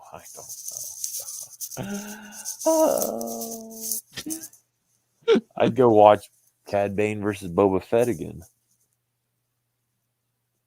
He does chug sriracha before bed. Oh, Hitman! He said Hitman does chug his sriracha before bed. Wookie, I might do that tonight after watching this episode twice. I might even order me a pineapple pizza and put sriracha on it. I don't know. It's anybody's game tonight. It's one of those days. It's one of those days. How do you think it's going to end? When you're very disappointed. It's gonna be it's gonna be probably such a disappointment that the shills and the Star Wars theories out there are gonna be working so hard. They're gonna be working overtime in order to make this last episode seem fantastic. I will bet you it's gonna be a wet fart watch. I will bet you a 12-pack of Capri Sun and 2 Klondike bars that Star Wars theory is going to come out and say that this is the Star Warsiest episode we've ever seen. The last episode is going to be the Star Warsiest episode we've ever seen. This is more. This. He's going to say that this Star Wars is more Star Wars than George Lucas himself. That's what he's going to say. He already said that. Or no, he said we've gotten. Yes. The Star Wars that he didn't say this was the best. He didn't say this was. He just said this was the closest to George Lucas's Star Wars that we've gotten. Right. which I think he may have been smoking some. I don't know. He may have been on something. I don't know. I'm not gonna say, but I He don't was think on he the was pipe. he may have been on What pipe that is, we won't say. on something. So embarrassing to say that though. Like, how are you gonna sit here and say you're a Star Wars fan and then make that comment? Like, you're just showing how much of a shill you are.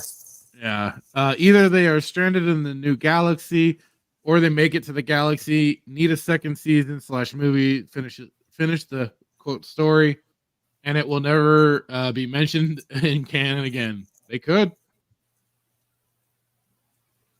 They like just decanonizing their own canon, so hey, why not?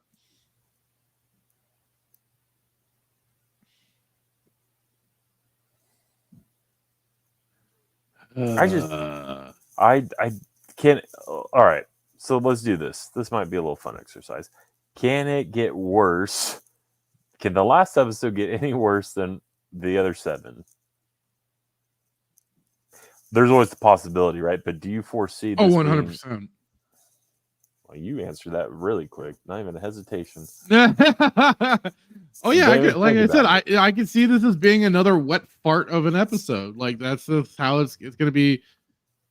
I mean, unless like the last episode is where they finally like bring in all of the massive jangling of keys, where they bring in all of Filoni's characters that have been left out in the sun and are bringing. What if Ezra fights Thrawn and he takes well, lightsaber Chris, back? do you actually think this is possible of being a good ending or anything? I mean, yeah, I think it could possibly get worse. Absolutely. It's already been horror. It's already been a crapshoot of a show. I could absolutely see them hitting the bed. Filoni is so up his own ass that he could think he's putting out like the grandest of things, but this last episode could be like basically the final nail in the coffin, the Titanic sinking, whatever, where it is just finally killing this all off.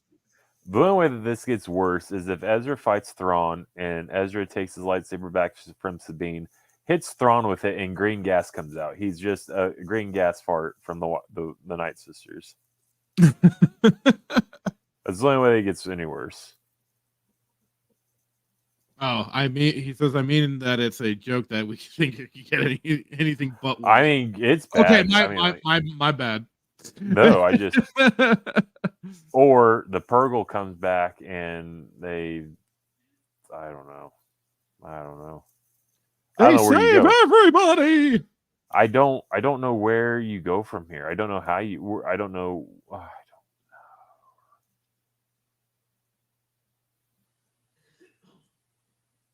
I don't know. I get genuinely mad trying to figure out like what's going to happen.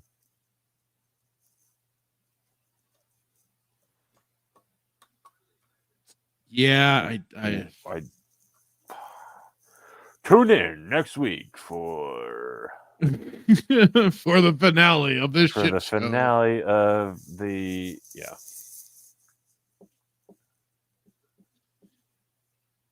Oh, okay. Yeah, that was good. That's we need good. a palate cleanse.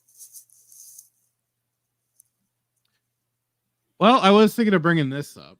For anybody that does follow Raging Rhino, right, he just recently put this out.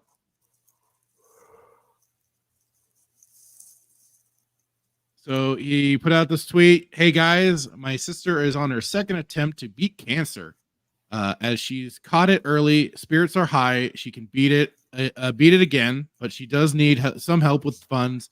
If you can donate anything, it would be greatly appreciated. Thanks for your support." While we have a good chunk of people right now, just thought I'd help spread this out, because also next Saturday on the Full Aussie channel, they're going to be doing their own kind of fundraiser as well. And I'll drop the links in the chat for the Full Aussie channel and the link to this Twitter page. So for anybody that's a fan, fan of Rhino and wants to help his family out and stuff like that, absolutely you can. Because man, cancer's a bitch. It does some really crazy shit, and for any help, that's probably the best thing. So yeah, I just wanted to kind of help also get the word out. Although, I mean, hey, he's got a big following himself. He doesn't need my help, but hey, every little bit. All the help. Yeah, anything helps. So I just wanted to kind of drop that real quick. I'm like I said, I'll be dropping the links to both the Twitter link and then also to the full Aussie. I mean, regardless, you should be following them. They're hilarious. Their weekend streams are between the full Aussie show itself, Back of the Ute, and then even like every Wednesday, I'm always catching their Happy Hump Day. Bunch of crazy Aussies, good shit. Certainly, I mean, I may call myself Fractured Filter, but goddamn, do they have no filter whatsoever, especially Lethal Lightning and Mazda. My God, anything that's off the top of their heads, they fucking say. So, but yeah, I just wanted to kind of help throw that out there, and like it is, check it out. Check out their show next week as they're doing the they're doing their own little fundraiser, and drop them a comment on there, and just kind of give good wishes out there, good vibes. Gotta have some positivity out there in the world. Now on to something completely more entertaining, if I can grab it really quick, because I avoided it on casual rage, and since it was mentioned earlier by Chris, Grizzy, and then we'll get into some actual topics.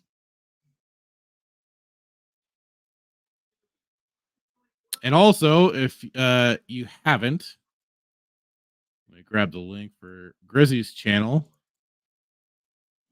Go over, give him a sub. Puts out some great shit.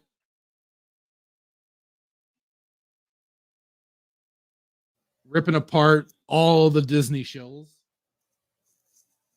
Which one is this? Oh, social. What is this? This is Grizzy's recent video for Disney Star Wars shows react to Ahsoka episode 7. We watched one of his things last week, didn't we? Yeah, we did. All right, here we go. Vader. Vader's back. And I Can you hear it? Yeah. Okay. continue to love this show with such a high passion. You got a lot of problems, don't you? I think this is my favorite episode of the season so far. Why? Well, it had a lot of different things in it, but there's also a lot of stuff that just feels like classic, old school George Lucas Star Wars. What you said that feels like George Lucas Star Wars. So if they're saying that for episode 7, we're sure to hear it for the finale, right? Mm-hmm.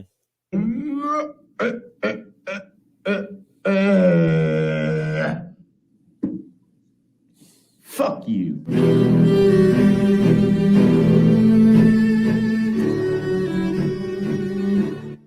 I'm here on behalf of Senator Leia Organa. Here we go. Oh my gosh.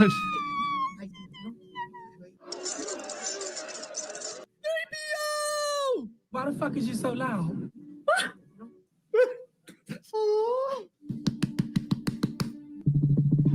Senator Leia Organa. Ooh, Leia. May I speak? Second time they mention her.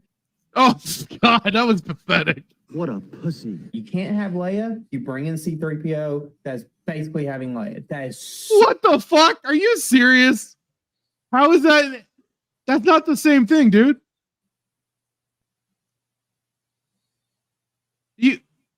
What did he just say? He said having C-3PO is basically like having Leia. I mean, from a certain point of view. Oh Christ. so brilliant. Oh, 3PO, I've never been so happy to see you. Fuck off. Dreams and madness. Dreams and madness. Dreams and madness. I don't know what we're yelling Yelling about. Yes, yes. General Grievous, Asajj Ventress, even Count Dooku. Ventress name drop. Let's go. Even count Fucking name drops, bro. Yay! Name drops. Key jangling. I know you can do this, Ahsoka. He makes funny and more. She's a bad fake crier. She said he's a pussy. That's terrible. Oh my gosh, dude, look at this! Dude, now this should be watched on a movie screen. Oh, mines. Wow. Oh, wow. Does anyone find this shit genuine? Absolutely not. Absolutely not. No, it all feels like we were talking about this on one of the other streams. It's all performative. It all just feels so There's performative. no way Like there's no human being that can watch this and actually react by this genuine reactions that he's found. Like people are literally out here eating this up like this. Like this is not fake. Like you're not pulling my leg. These people are actually like, reacting. they're pretending. Yeah, like your honest thoughts. You think they're pretending? Fake freak out and pretend it's a reaction. And I think Wookiee was saying this too somewhere where it's got to be like they've already watched it and now they're like going back and reacting appropriately. I would not be surprised. No, this is so sad. Oh no, the digi whales are being blown up. Leave them alone. They are getting out of here, which is good because they don't want to die. And I get that. I respect that. You are high as a fucking kite. That feels like Star Wars, man. We're in the ship. Go. There's too many of them. What the hell? Are you fucking retarded? I'm wondering that same thing. Ooh, yeah. Now this is pod racing. Oh. Shut the fuck up. The Empire was defeated. Battle of Endor. The Emperor died. That's what people say. In the business, we call this foreshadowing. Somehow Palpatine returned. Yo! Ouch. You got the timing wrong? Oh, that was something I forgot to bring up was how slow that fucking chase seemed too. It was like on the same speeding pace as oh god, what was it? The Vespa chase with the Book of Boba Fett. Mm-hmm. You remember that? Yeah. Oh, that's right. Yeah, free tickets to Disneyland. That's what they're getting out of this. Give me attention, Papa Disney. Yeah. I think 10-year-old Leo could run faster. I mean, it was the thing we were talking about was like you compare it to things like the chase on Endor, on the speeder bikes, or episode 1 with the pod racing. You got so much more of the concept of speed and everything from those far better than what we are getting from these shows from current day filming. It's so ridiculous.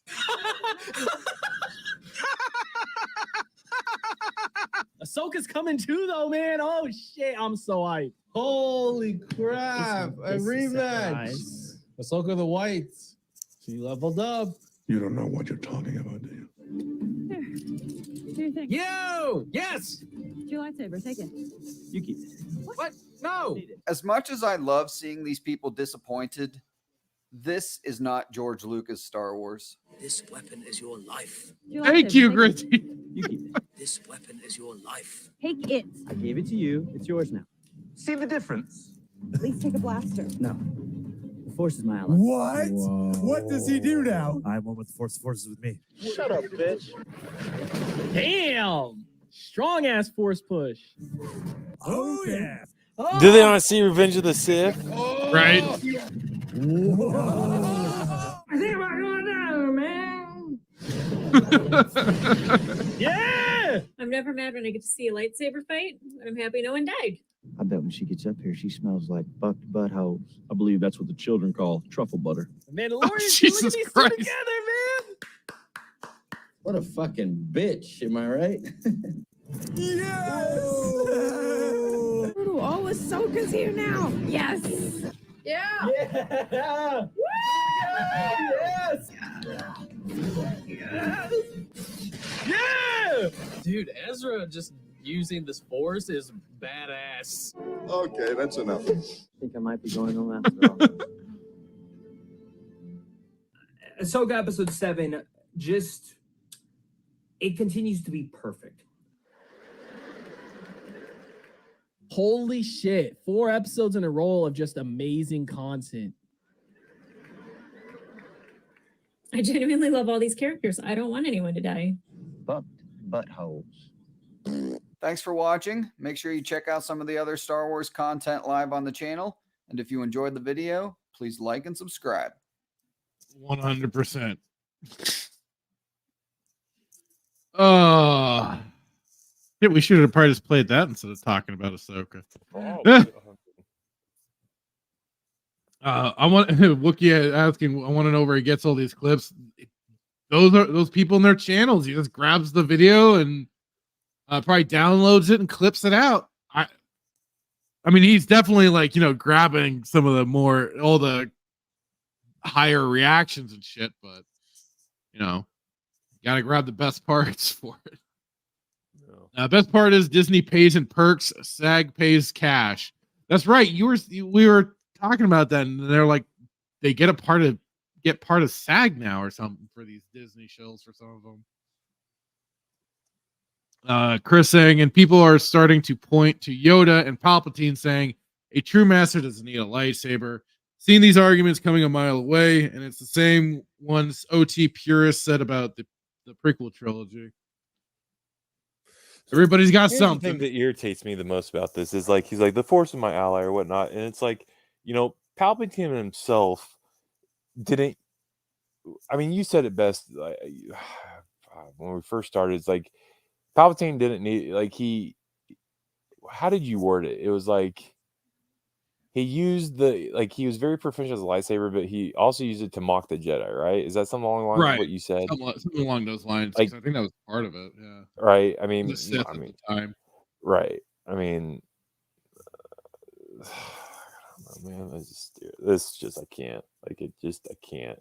But even if he did, Palpatine still used it against, just whatever. I'm not even gonna touch it. I just don't understand. No, the actual funny stuff. He was just grabbing it. I don't know where he gets those video clips specifically. He might just have the movies themselves that he's clipping, ready on hand. I don't know. Or I think you had a resource for that, didn't you, Wookiee? But I don't know. I haven't asked him where he gets all that stuff. If he's going to these people's channels, good on him, man. Because I couldn't do it. Yeah. He's a true master, then gets slapped down by an apprentice. Yeah. Ezra, the master, but then gets slapped down by Shin, the apprentice. Yep.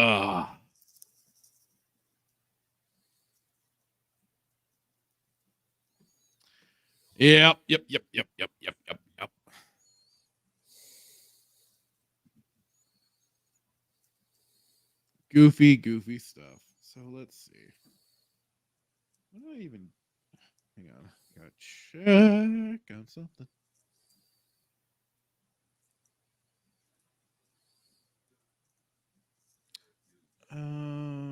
Let's see. Well, that's no, I don't need a blaster. Then grabs a stormtrooper's blaster. Yep.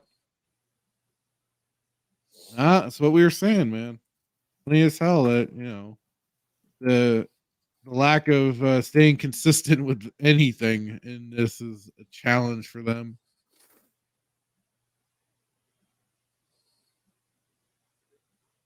They are consistent at being inconsistent. Okay. The most inconsistent. The mostest of the most. Okay. So paste there. All right. So As it is, I like we do like to try and have some things that are good and positive when it comes to Star Wars. Are you playing a clip from Lego Star Wars? No. Okay. But no, I always like to keep an eye on what's also going on within some video games and stuff like that. This here I found recently is it's an old game, Star Wars Rebellion. So kind of more of a strategy game. But Rebellion Remastered. One thing I'll say, and I'll be also bringing up another mod in a moment, but for this one, unfortunately, with some of the remastered images that they do use, in particular, they do have a Thrawn, and they use new Thrawn instead of the original looking Thrawn, the original looking Chiss Thrawn. But I mean, I think regardless, this is pretty cool. And I'll even kind of just throw the link in the chat for this guy. Because I mean, if you're still into playing old games and stuff like that, it's pretty great. So let's kind of get like the summary. So yeah, remastering Rebellion. The first version of this mod covers the graphics for all characters. I'm relying on Wiki. Okay, that's kind of the problem right there. But Wikipedia references both Legends and, I should say, Disney canon. All original mistakes in the game are also corrected. I've used AI engines and Photoshop's new capabilities, including neural filters and others, to create this artwork. Many of them are generated / painted from scratch using reference images. All lore-related mistakes will also be fixed, e.g. Bob Hudsole, who is mistaken for Willard in the original game, will be replaced with a generated image of the original actor playing Willard in the movie. As a plus, all characters will have unique lore-based encyclopedia backgrounds, mostly their home planets. Watch it in action here, and they do have, yes, both for Rebellion, for remastered Imperial characters, Rebel Alliance characters. So got the Botha in there. I think that's supposed to be Borsk Phalia. And they've got like the whole list. And then some of their future plans is minor stats corrected of characters based on Star Wars lore, e.g. Garant can be assigned as a general using his experience as a crime lord, leading his own empire. Ideas are more than welcome for this. So if you're interested, you can always pop on over and throw your 2 cents at them. There will be a version of the mod that does not change stats at all.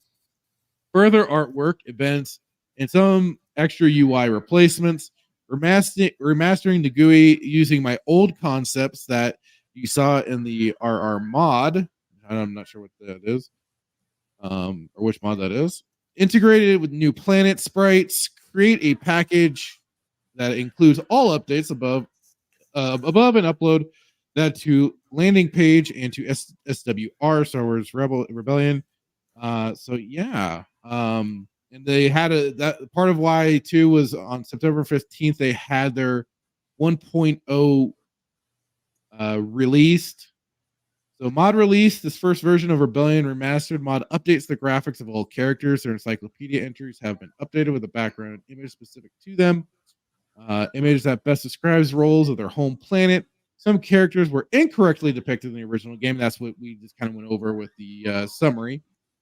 Adjustments were made to bring them closer to the image in Star Wars, defined for them in canon and in the Legends lore. So I mean, hey, it's doing a mixture of the two, which is always good. But yeah, I mean, and so concept, which is what some of the stuff I just went over for that. And you can certainly, if you want to, check out some of the mod changes that have gone on. So even kind of points out the Star Wars Legends comic book illustrations. And you can kind of see some of the images here. Got Talon Card there. Force Failure.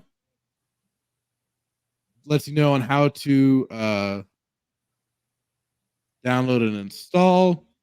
And I can just like bring up these videos really quick. Just cool. It would have worked just fine. Oops.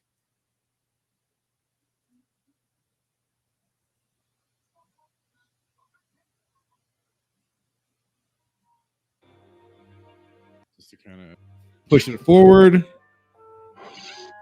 So like you kind of show off. You got the encyclopedia descriptions. That's actually really cool. Yep. Let me kind of try and find the. I mean, this is a great thing. Like, you don't need, in my opinion, you don't need new content. You don't need new games. You got all the old stuff that's still there, still viable for playing. And there's still a lot of strong modding communities that are keeping these games with new content and keeping them still alive with this new content that they're putting out. Let me just try and find it. Like I said, got Niles Ferrier here. Gremmel, Griff. Where's the Thrawn? Where is he? Nita. There's Palian, which I think that's taking from the Mandalorian season 3 version. Let's see. Where's our boy Thrawn?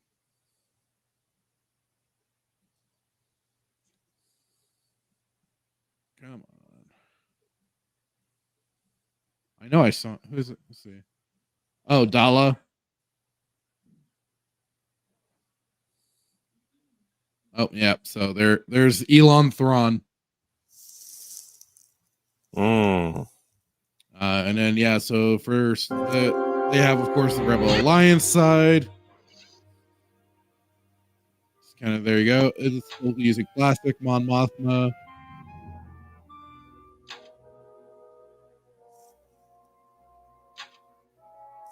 So, I mean, yeah, it's pretty, I mean, like I say, it's pretty cool how these people are still out there, still making these mods, keeping these old games thriving and alive, man. And if you want to, nice thing is while, again, like I've said, you know, Jeudy, they do good, but if you want to, nice thing is when you buy the games off of GOG, you can download them, you keep them, you don't have to worry about DRM. But on GOG.com, they do have Star Wars Rebellion on here that you can purchase. The mod will work with this version of the game. And usually, yeah, like you see, just $5.99, price of a sandwich. And if you're into strategy games and stuff like that, it says game features, multiplayer, so probably maybe local, or you could do LAN, or kind of even possibly like emulate LAN servers, games and stuff like that. But yeah, it's strategy, real time, sci-fi, all that good stuff. So if you're interested, there are the capabilities of playing stuff like this. And you know what? You can't go wrong with some old games. Spice it up with a remaster HD mod. I mean, even this, it still looks pretty good with the images that they already have in the game. But right. I mean, why not spice it up with a mod that helps probably even clean up and make these look a little better, look more HD and stuff like that, you know? By all means. And like it definitely helps with some of these pictures. Yeah, that mod. But I mean, even then, if you're kind of a purist, yeah, by all means, freaking stick with the original game too, and play classic, play old. I mean, that's the thing, man. Like, it will never. The older games will never get old, if that makes sense. Like, I've played through KOTOR. Oh dear, probably. Oh God, I can't count how many times I've started up a Right. game. I mean, there's so many, but there's so many different ways you can, play it and beat it. And I mean, well, I guess there's not countless ways, but I mean, there is a lot of ways that you can play it and whatnot. But like each time, like I never get tired of it, like ever. Yeah. Like, Oh no, Outcast, 100%. I mean, I'm a pig and slop when I play a Jedi Outcast. Like I've told, like every time I get to Nar Shaddaa, like every level is enjoyable, but every time I get to Nar Shaddaa, it's like it's my favorite level. Well, Jedi Academy, I've only and I recently started up a game of Jedi Knight Dark Forces 2, and I put in a remastered mod. that's all I need. And it looks Right. fantastic now. Right. It looks Not that it looked bad to begin with, but you know, as I mean, time you goes can on, kind. I mean, some of the models were kind of like Were they angular bad? and janky Okay, looking, yeah. just a little bit. But I mean, still, there's kind of even a charm to the old games looking like that. But yeah, you just slap on basically a new coat of paint, and man, I'm in. The only thing I wish I could have found was a HD like upscale for the video for the FMV sequences. That would have been great. That would have been perfect. I would have loved that. But you know, no big deal. I thought I'm having fun. I played that for I think almost 3. Yeah, I played that for like 3 hours strong, and I was having a blast playing through it. It was so much fun. Even though like the platforming's kind of clunky because it's first person and all that, but it was fun. It's fun, man. I love these. I know for some people they have to keep playing the new and greatest and all that sort of stuff, but I'm like, nah. I got a library of games I could still be going through. They And might be new, KOTOR, but they're definitely not great.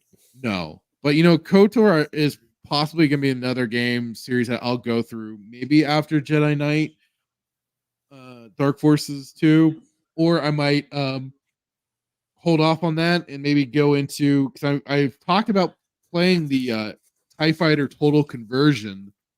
So Is that maybe the one that I'll we reviewed a couple a yeah, while back? we did. Yeah. So maybe That I'll looked really good.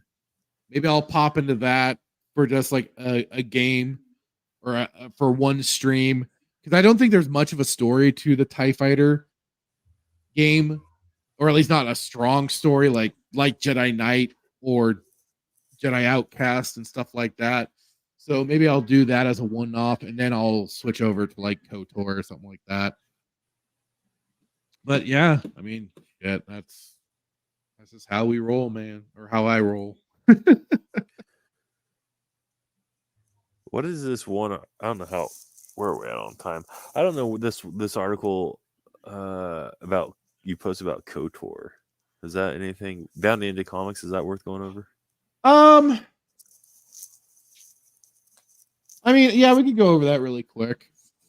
And I just saw that. I mean, I don't know if it's anything that we've talked. I mean, I know we've touched on this. I think. Well, in the past, but... okay, yeah. For Knights of the Old Republic remake, we have discussed this in the past. Is it just another Doomcox thing where it's no, like basically it. So what happened was, so yeah, Sony claims they removed Star Wars Knights of the Old Republic remake promotional material due to licensed music. Fans believe it's evidence the game is in trouble. No, the game was already at least presumed to be on the shelf, not technically in operation or anything like that. Last I remember, to me, I'm taking it as cancellation. I hope it's canceled. I want it to be canceled. I'm doing my cancellation dance because I don't want this to be remade. I do not want them touching Knights of the Old Republic. Not Sony, not whoever, not EA, none of these freaking people, not even BioWare anymore. And that's the home company that made the game. I don't want anybody touching this. I might lean towards Night Dive because they've at least shown that when they remaster a game and anything like that, they're much more respectful to the original game, especially when they did the remake for System Shock 1. Is from what I could tell, they were very respectful to that original game and maintaining a lot of the gameplay and the level design and stuff like that.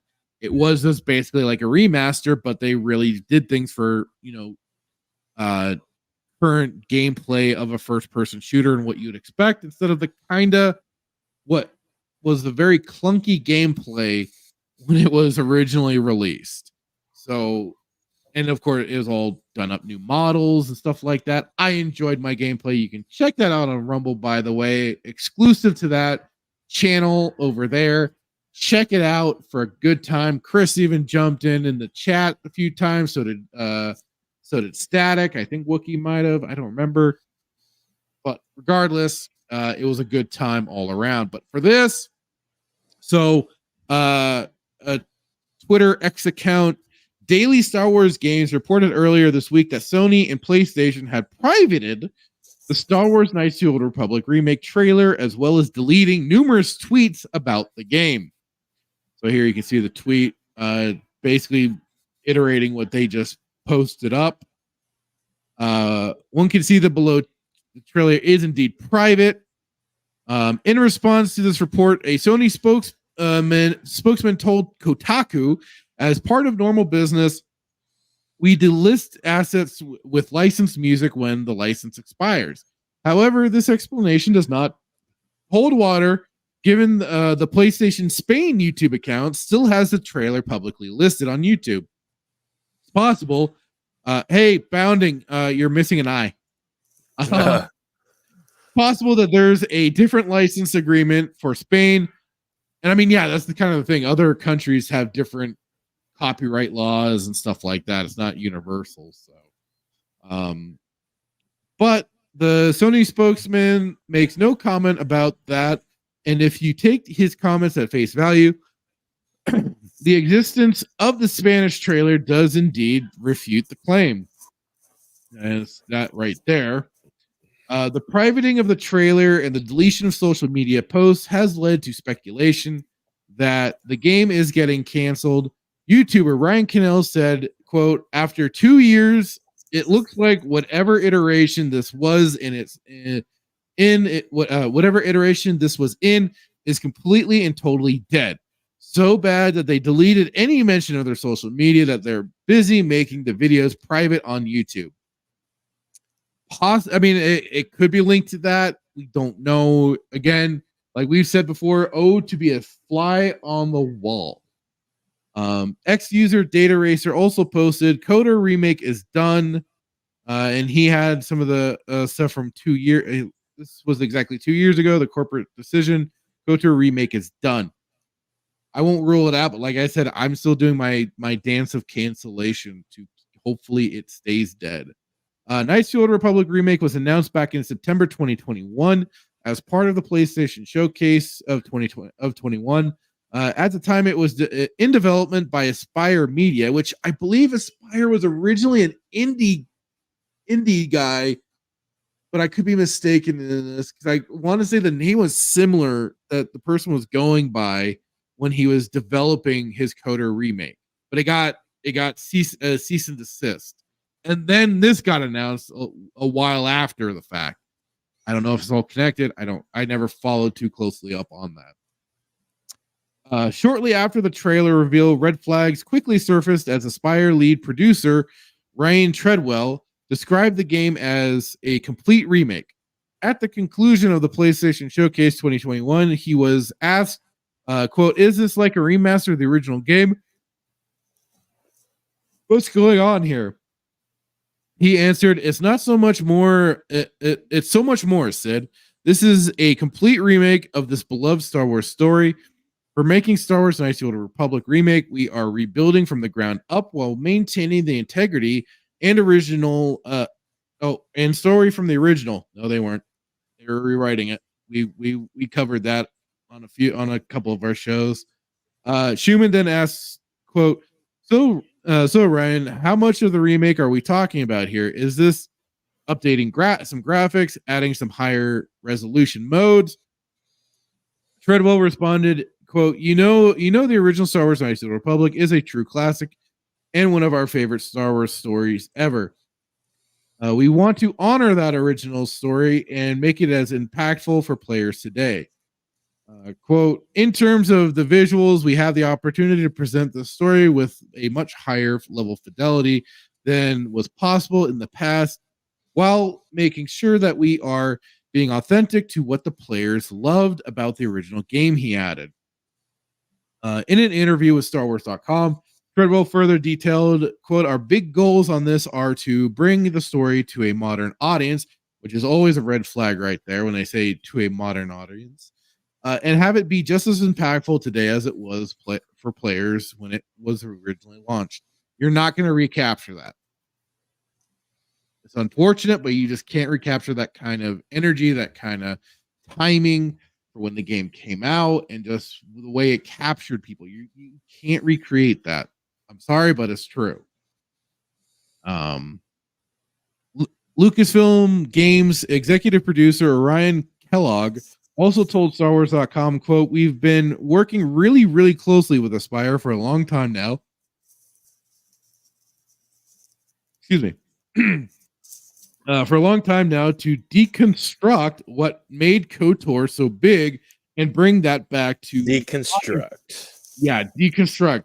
Again, red flag. Because we want this game to be an incredible RPG. So, but here's the thing: deconstruct what? Because it's already a great RPG. So, what are you deconstructing from it? Right. Other than if they go the route that they wanted to go, when we talked about this a year ago, I don't know if it was a year ago, but when they wanted to, the whole how Revan was non-binary. Yep. How he could be female and male. That was the whole Sam Maggs and stuff like that. Yeah. He was rewriting. They were already announcing how they were rewriting the story, which is like, you don't do that. No. You maybe like touch certain things up, maybe like dialogue, maybe kind of. Well, not even that. Like, I don't even think you needed to change the dialogue because it was all fitting for the universe. So just touch up the game. Maybe, give it a new game mechanic. Because I can understand the whole RNG stuff is a little, and the like turn-based combat is a little clunky or just not what people want because they're very much more action-oriented. But you could have done something to spice it up maybe including two different versions of play styles to allow the player to have either the classic style or maybe a new, fresher style that's a little more action oriented and stuff like that. It could have been done. They've done it with other games. Some of the Dragon Age games allowed you to kind of change up the quick pace or just more turn-based style. So yeah. Kellogg went on to hint that they will be changing character designs, dialogue, and more. Quote, "We want this game to be just as beloved as it was before. Some of my favorite meetings to have in my week right now are to get into the nitty-gritty with Aspire and talk about why did we make that choice make that choice in the original game, and how does that play today? How do we expand that choice and make it even more meaningful and impactful?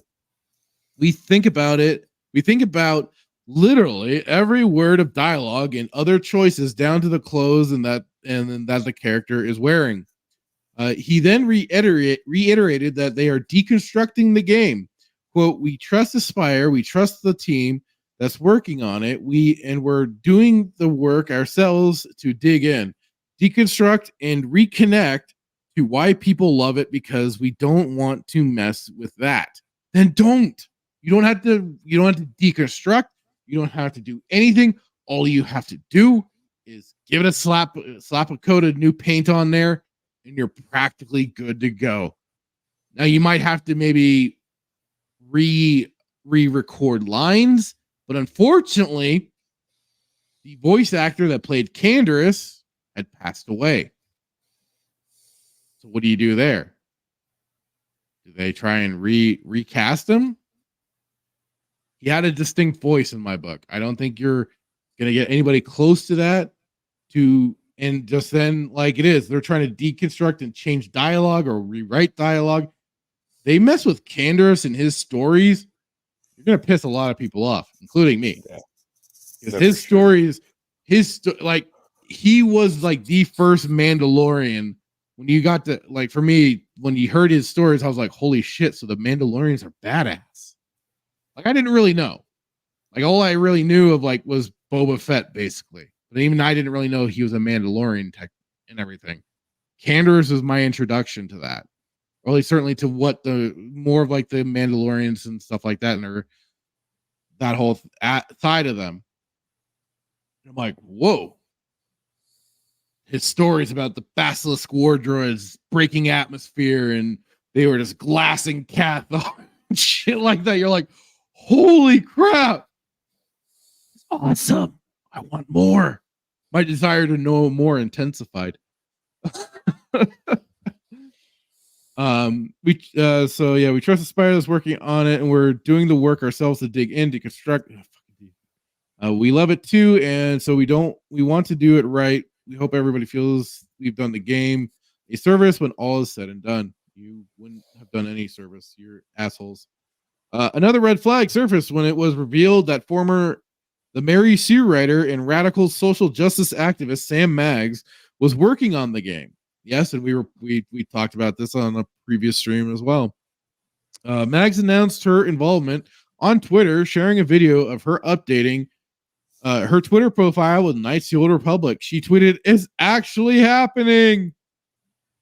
I can't stand these people. In subsequent tweet, she added, quote, "Could not be more honored and excited to be part of an incredible team at Aspire to remake one of my all-time favorite games." Here's the tweet. About 4 months after the game's initial announcement, a rumor from YouTuber Mr. Patty Plays detailed that the game would be race and gender replacing a number of characters. He said, quote, "On the story front, I was told that they're staying faithful to the main story outside of some changes to characters like race swap, species, name, age. But that's not going to apply to anyone connected to the main plot. Were you sure about that?" I'm going to press X to doubt. In February 2022, the game would receive some good news when Maggs announced she quit the project. On her website, she wrote, quote, "Was on the project for like 9 months in 2021, and then I quit. You're gonna be okay if you email or message me about it. I won't see it. My filters are really good." Okay. What? Too many people were probably cheering and clapping and going, "Yes, the bitch is gone." By July, a report out of Bloomberg claimed the game was in, quote, serious trouble and that it had been, quote, delayed indefinitely. Not only did Bloomberg claim the game was paused, that's right, it was paused. But their report claimed Aspire's design director, Brad Prince, and art director, Jason Miner, were fired following a demo of the game for executives. That's right, I remember that. However, in August 2022, another Bloomberg report claimed Embracer Group, the parent company of Aspire, after an acquisition in 21, shifted the game's production from Aspire Media to Saber Interactive. Now, that I don't recall us talking about at all. We missed one. Embracer Group had previously announced that, quote, one of the game's AAA projects has transitioned to another studio within the group. Embracer also explained the transition, saying, quote, "This was done to ensure the quality bar is where we need it to be for the title." Embracer Group board member Matthew Karch had previously announced in May 2022 that Saber Interactive was working with Aspire on the remake. He announced at the time, quote, "Aspire has gone full in to make this the best game that they can make. When we acquired Aspire, we knew from the start that they would require our assistance, and Saber has tremendous expertise in creating these types of products." Karch added, quote, "We're fully confident that the game is going to be fantastic, but it's a massive product, and massive products, massive, jeez, so much massive products require a lot of effort and a lot of time to make good. And especially when you're talking about a game already old, very old. Hey, not that old, I think. Shut up. We've basically had to remake that game from scratch. Oof. More recently in 2023, Embracer Group CEO Lars Wingfors, hope I said that. I think I said that right. Was asked, quote, could please clarify the current status of the Star Wars Knights of the Old Republic remake in regards to its development status and what shape it's in. He responded, quote, "Favorite question. I have no further comments." Okay. What do you make of Sony's explanation on why they privated the trailer and deleted social media posts? Well, I can only guess that, yeah, it was to distance themselves from whatever licensing they had been removed from. They didn't want to maybe worry about some kind of copyright strike or something like that on YouTube, and so they took the proactive approach and deleted it from their more US based channel. But like it is, yeah, the Spain one can keep it up because it doesn't conflict with any, I don't know, international trademark laws or anything like that. I don't know, but I mean, I like it is. I only hope that it's in the speculation that's keeping it dead. I don't want this. I don't want them going near it. Stop it. Stop it. Very few. Hopefully, it is dead because I'm hoping so. I'm really hoping so. Not that it's an old dog, but the old adage, like, let old dogs lie. Just leave it alone. It's great the way it is. Leave it alone. Don't pump your progressive ideology in it. Revan was not a girl. Very clear he's a boy. There's no need to rewrite the story. Just leave it alone. Just leave it alone. That's it. You want to come up with another game like Starfield, then do it. But leave it alone. There's no need for it. Just create your own. Just leave this stuff alone. Leave it alone. Maybe there's some type of secret, like, well, if we can somehow taint this game, then we'll really get that. Like, it's just dumb. What it comes down to, it's the same old thing that we talk about within Disney Lucasfilm. They can't create anything, so what do? They go back to things that have already been created, and then they try to put their twist on it. But what ends up happening more often than not, and what I mean by more often than not, is every single time they ruin it, they taint it. And because you can't create anything. Nope. Like, what benefit would it be to rewrite this? What benefit would come of just how would you tell the story? Revan and Bastila never have an opportunity to fall. I mean, in the book, I haven't read the book. I have the book. It's on my shelf right now. For them to fall in love. I don't know. Like, what would you do with the story? Zalbar and Shadow never friends. Then you don't get to see. So let's say that's not a thing. Well, then. What other book would you rely on to understand kind of the when somebody saves a Wookiee's life, there is that debt, right? Same different with the life debt. The life debt. We saw that in the game. Now we knew from obviously. Oh my God, I completely forgot about that. You're right. That? Oh shit! Yeah, the life debt. And where was Zalbar for that book? Even I don't even think he got mentioned. I haven't read it, so I mean, like I said, I have it here, but God, I went through it once, and I was like, "Fuck this book." Yeah, I think you mentioned it changes the whole dynamic of the game. Yes, well, it definitely it's very much the lead up to Star Wars: The Old Republic game, right? Which is interesting because I thought Deceived was supposed to be that book. The sequel of Deceived was supposed to be. They had a bunch of books that were tied into the game. Are you talking about Annihilation, Deceived, all those? The Revan book. Yes. I think it was at Revan, Annihilate. It was like Revan, Annihilation. And there was another one. I can't think of it, but for a Republic dude. I can't think of it, but. This is what they're good at. They're good at, and like I said, whether this is actually Disney, like if Disney had, well, obviously they would have some because they own the rights, right? So, but this is just leave stuff alone, man. Like, there's no amount of you're always going to be known as just trash pandas. Yeah, that is your legacy. Because of your laziness and your pride, well, I don't even know if it would be technically a pride thing, but definitely like your ego. Fatal Alliance. Alliance. Yeah. So you have the audacity to sit here and say, well, George Lucas's canon is now Legends, and we don't deem it canon. Like we talk about all the time, then you pillage and you plunder from the very thing that you have this disdain for, and then it's like, well, why do you want to redo this game? Like, it's so stupid.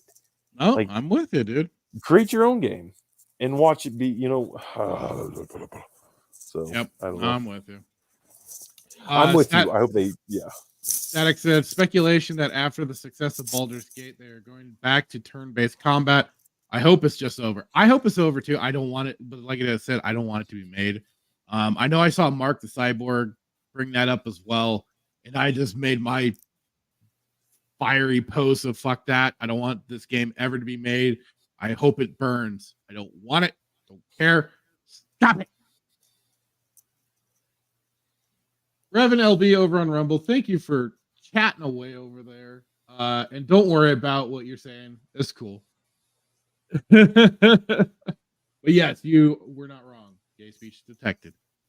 Yeah, I just hope that this is the end of it, because no, just no. Just no. Just stop it.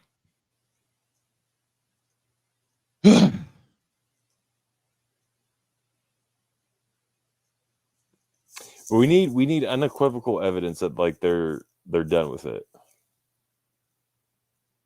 Yes, I really hope we get that at some point where they just finally put out a final statement. Yes, it's canceled. It's not being made.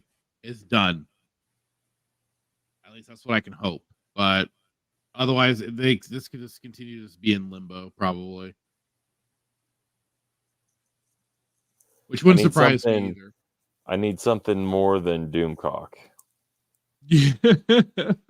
level stuff. No, I hear you. I hear you. I'm with you. Because you need something more substantial. And hopefully we get that. Like I say, hopefully it's just called, yes, it's canceled, it's done with, over. So. But I don't know. Let's see. Well, after that first lightsaber duel short or fan film that you brought up, I went kind of looking around. Apparently there's because apparently that was like a whole lightsaber duel, very specified channel on that original one that we watched. They did one. I almost sent it to you. They had a Kyle Katarn one. I started looking through it and I started seeing, like how they even like go over the lightsaber forms and stuff like that. Like it was very detailed. Yeah. So, but then I kind of was like, okay, let's try and find some other fan films. I found this other one that was called Hunter's Fall from a different channel, I believe. I haven't watched it yet. I hadn't watched it yet. I was like, okay, well, I'll just grab this and we'll see how this one potentially is, I guess, if you want. Yeah. It's just 6 minutes, so we can check it out. Okay, let me bring it up.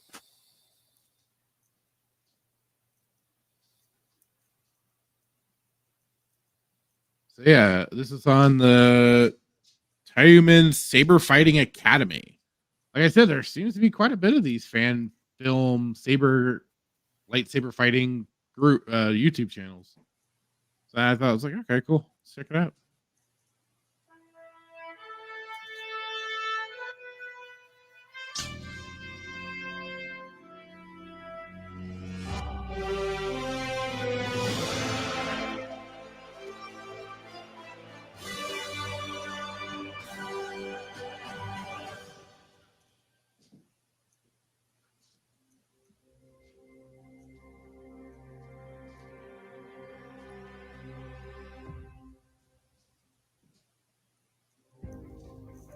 Thought it was Ahsoka the White for a minute. I won't lie. I was kind of like, oh god, what's happening what did you here? do? Like, dang it, I knew I should have screened this beforehand.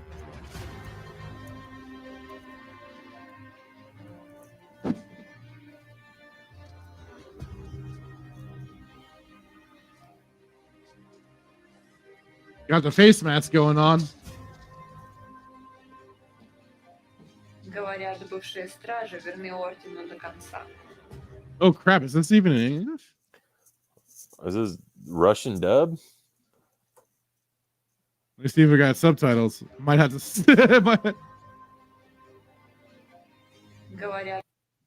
I mean, yeah, I guess we're gonna have to be Are you down for reading some subtitles? What did you do? Is this Russian? You took us to a Russian.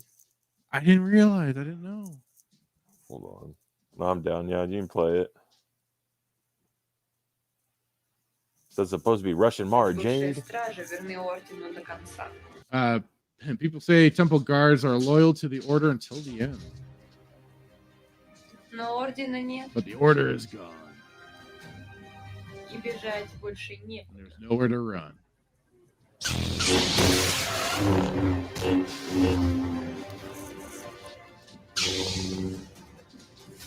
Oh, boy's got a staff saber here.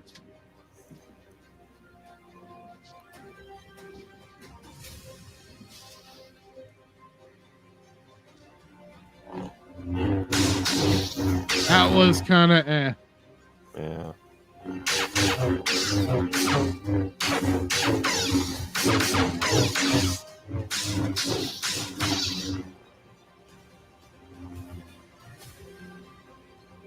It's my understanding that like staff sabers were very, very hard to master and use. Right. Yeah, because you had 2 lightsaber blades on there. And It's, yeah. it was definitely for hyper practitioners.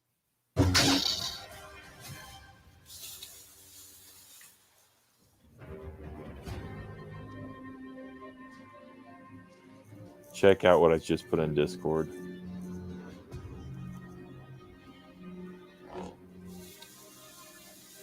Oh, okay.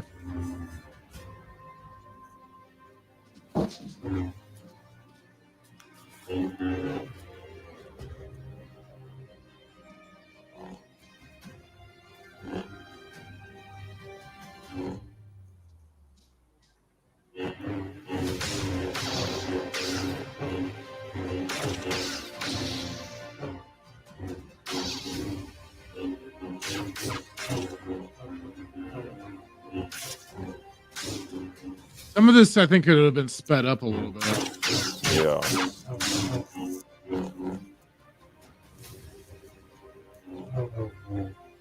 That's what I was just saying, Static. So they need to speed it up a little bit. So their fighting's a little slower than what we could even... What that last video even showed.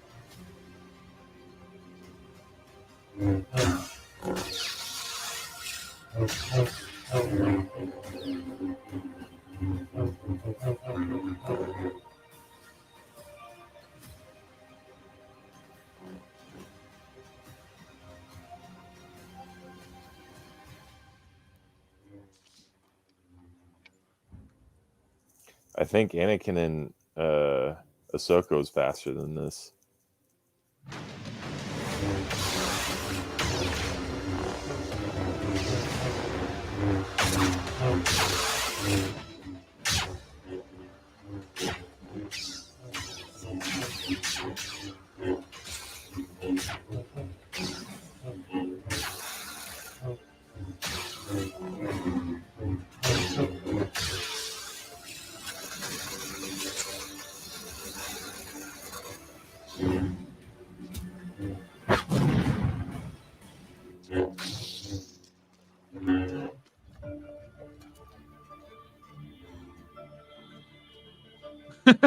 Static.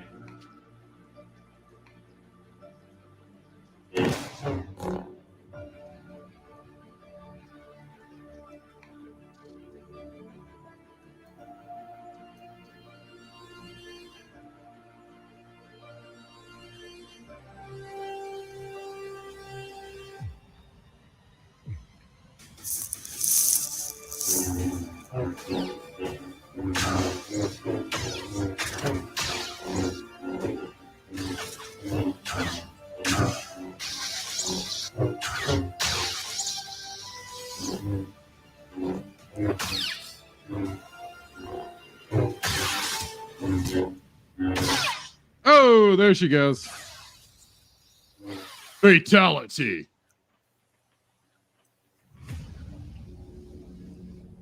Oh, come on. Was the boot necessary? Not very Jedi-like. The temple guard.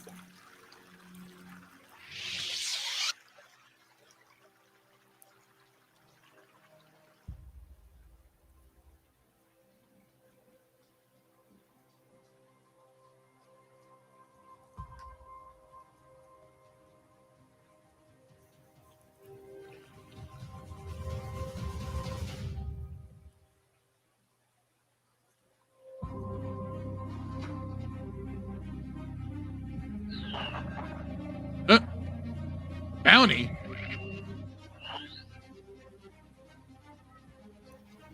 Didn't know temple guards were mercenaries. I was gonna say not very Jedi-like.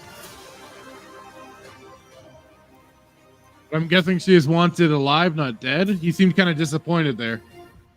Oh, she twitched. She's alive.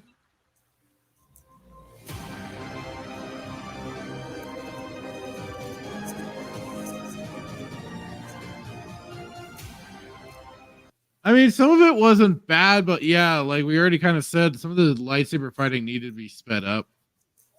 It's kind of slow. It was very, I mean, it's just meant to be like a saber lightsaber duel fan film.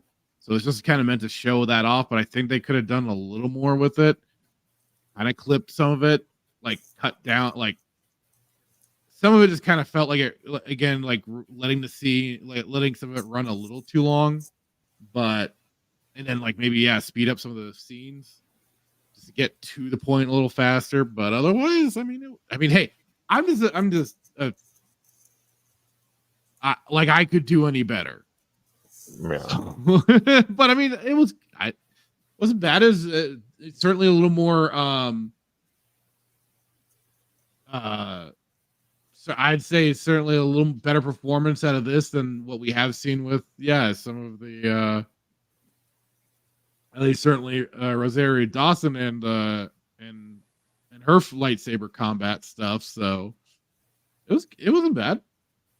Definitely beef it up a bit, but yeah. And like Static said, I hope they keep going and listen to fair criticism. Yeah. I mean, they still seem to still be doing stuff like on their channel here. They do have other ones. They have this one called Nemesis, JVD, Legacy, SaberComp, and they even are doing, I guess, one for a Revan fan film teaser. So they're still going, and hopefully, yeah, they work well with fair criticism and all that. So yeah, not bad. Did you watch the thing I put in Discord? Yeah, I just saw. I saw that when you sent it. No, I didn't know if you. Oh, I didn't know if you had already watched it when you were going through. I did not watch it. No, isn't that from that last channel we watched last time? I think so, maybe. But I thought, oh, it's Kyle Katarn and Venzalo. Oh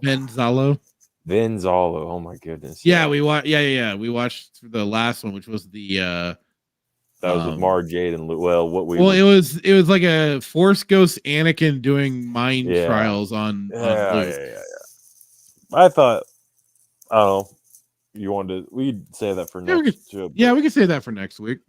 I figured since you're the Kyle Katarn's your favorite, my boy, your boy. I think that was interesting.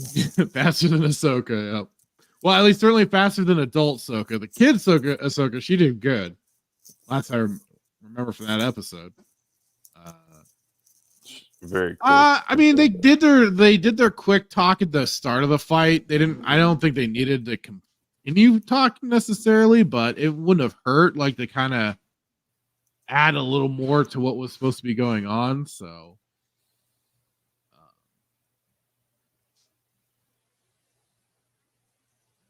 let's see. Chris was saying he'd be a sentinel who are Jedi who go out to hunt Darksiders. After the new Sith Wars, sentinels became temple guards. Okay, gotcha. Okay, I think with that, look, I think we'll call it there. Thank you everybody that hung out, and next week we of course got the Ahsoka finale. Yay. I mean, I am glad. I don't know how much more of this crap I could have taken. For sure. Because the younger Ahsoka wasn't fat and could remove her poncho. But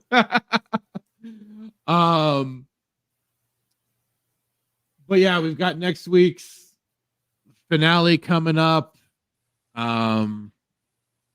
Yes, please. Both Static said it. Hit the like button. Wookie also said, smash the like button, people. Please do. And after the show, if you can, leave a comment. Help push us into the algorithm and all that jazz. Get us out there. But hey, we've been doing great. I've been shocked that people listen and watch us ramble and rant and rave and all that. And we'll see what we do next week for the finale. It might just still be us, or we might bring people on. We don't know. I don't know. Stay tuned. Stay tuned next time on Saturday Night Sith. Ballsy. But yeah, so next week I don't got anything special planned. I'll just be probably doing my usual gaming stream. I'm still gonna be playing Jedi Knight Dark Forces 2, getting through that. My boy Kyle, the last of his games I'll be playing through. And even though I played it completely out of order, I'll be finishing it up. I don't know. Well, I don't know if I'll be finishing it up. Maybe we'll see. I'm still fishing for a good game to keep playing on during the evenings, maybe early mornings. I don't know. Depends on maybe what works best. But otherwise, Hitman, you got anything you want to drop on us? Or if I can get off at a decent hour on Tuesday, I want to do freaking shenanigans. Last week I didn't. I had leaving late and not feeling good Wednesday, and I overslept. Yeah, so I shot you a text, and I didn't even get a response. I was like, I woke up. I was like, slept through it. So if hopefully work will slow down and I can get off at a decent hour and then shoot for Wednesday. I think Wednesday works. Right, so Wookie. Wednesday night, I will be joining Wookie and Duke Devil Bradley. Will be watching the Ahsoka finale. Catch us for that watch party. It's sure to be interesting, to say the least. And also, of course, I'll be probably joining Static on his weekend pregame. We're gonna be talking about, if I recall right, trolls and trolling and stuff like that on the interwebs. Like physical trolls? No, like internet trolls. Oh, okay. I guess I believe he's going to be having a specific definition and making sure to clarify what we are specifically talking about on that point. And Horror Amarada, I believe he said, was going to be joining us for that. Oh yeah, Thursday night is to feed the trolls or not feed the trolls. I like that. Which is better to just throw them under the bridge and burn them. But yeah, so that's, check it out. So that the Only Nerds Ahsoka stream will be on Wookie Be Bad's channel, 6 p.m. Mountain Time. Static's weekend pregame on his channel for both YouTube and Rumble. Same with Wookie, YouTube and Rumble. But yeah, Static 2020, his channel. Check it out, 6:30 p.m. Mountain Time. That's how I know it specifically, because my brain doesn't work well with time zones. Leave me alone. Neither does mine. This is true. Static says we're going to define everything together so we all agree and the conversation can be understood by everyone. Well, hopefully we have a better time with it, like we did with. What time is that on Wednesday? 6:30 time. All right. Yeah. So yes, pop in. Drop on by for all of pop that in and stuff. cause havoc. Absolutely. And so keep an eye out for everything going on, folks. Again, you all been fantastic. I was hoping to see Brandon Trent again. He's hasn't been in the chat for very much, but hopefully returns at some point. And everybody else, Static, Wookie, Spartacus, thank you. Jason was here earlier. We had Duke Devil popped in. Brain fried. Brain fried. Red Hoodwink. Red Hoodwink. Thank you. That's what I was trying to remember. And of course, you are most welcome, Steph. You guys all have a good one. Thanks again. Good night, everybody. Is that the right one? Yeah, that's right.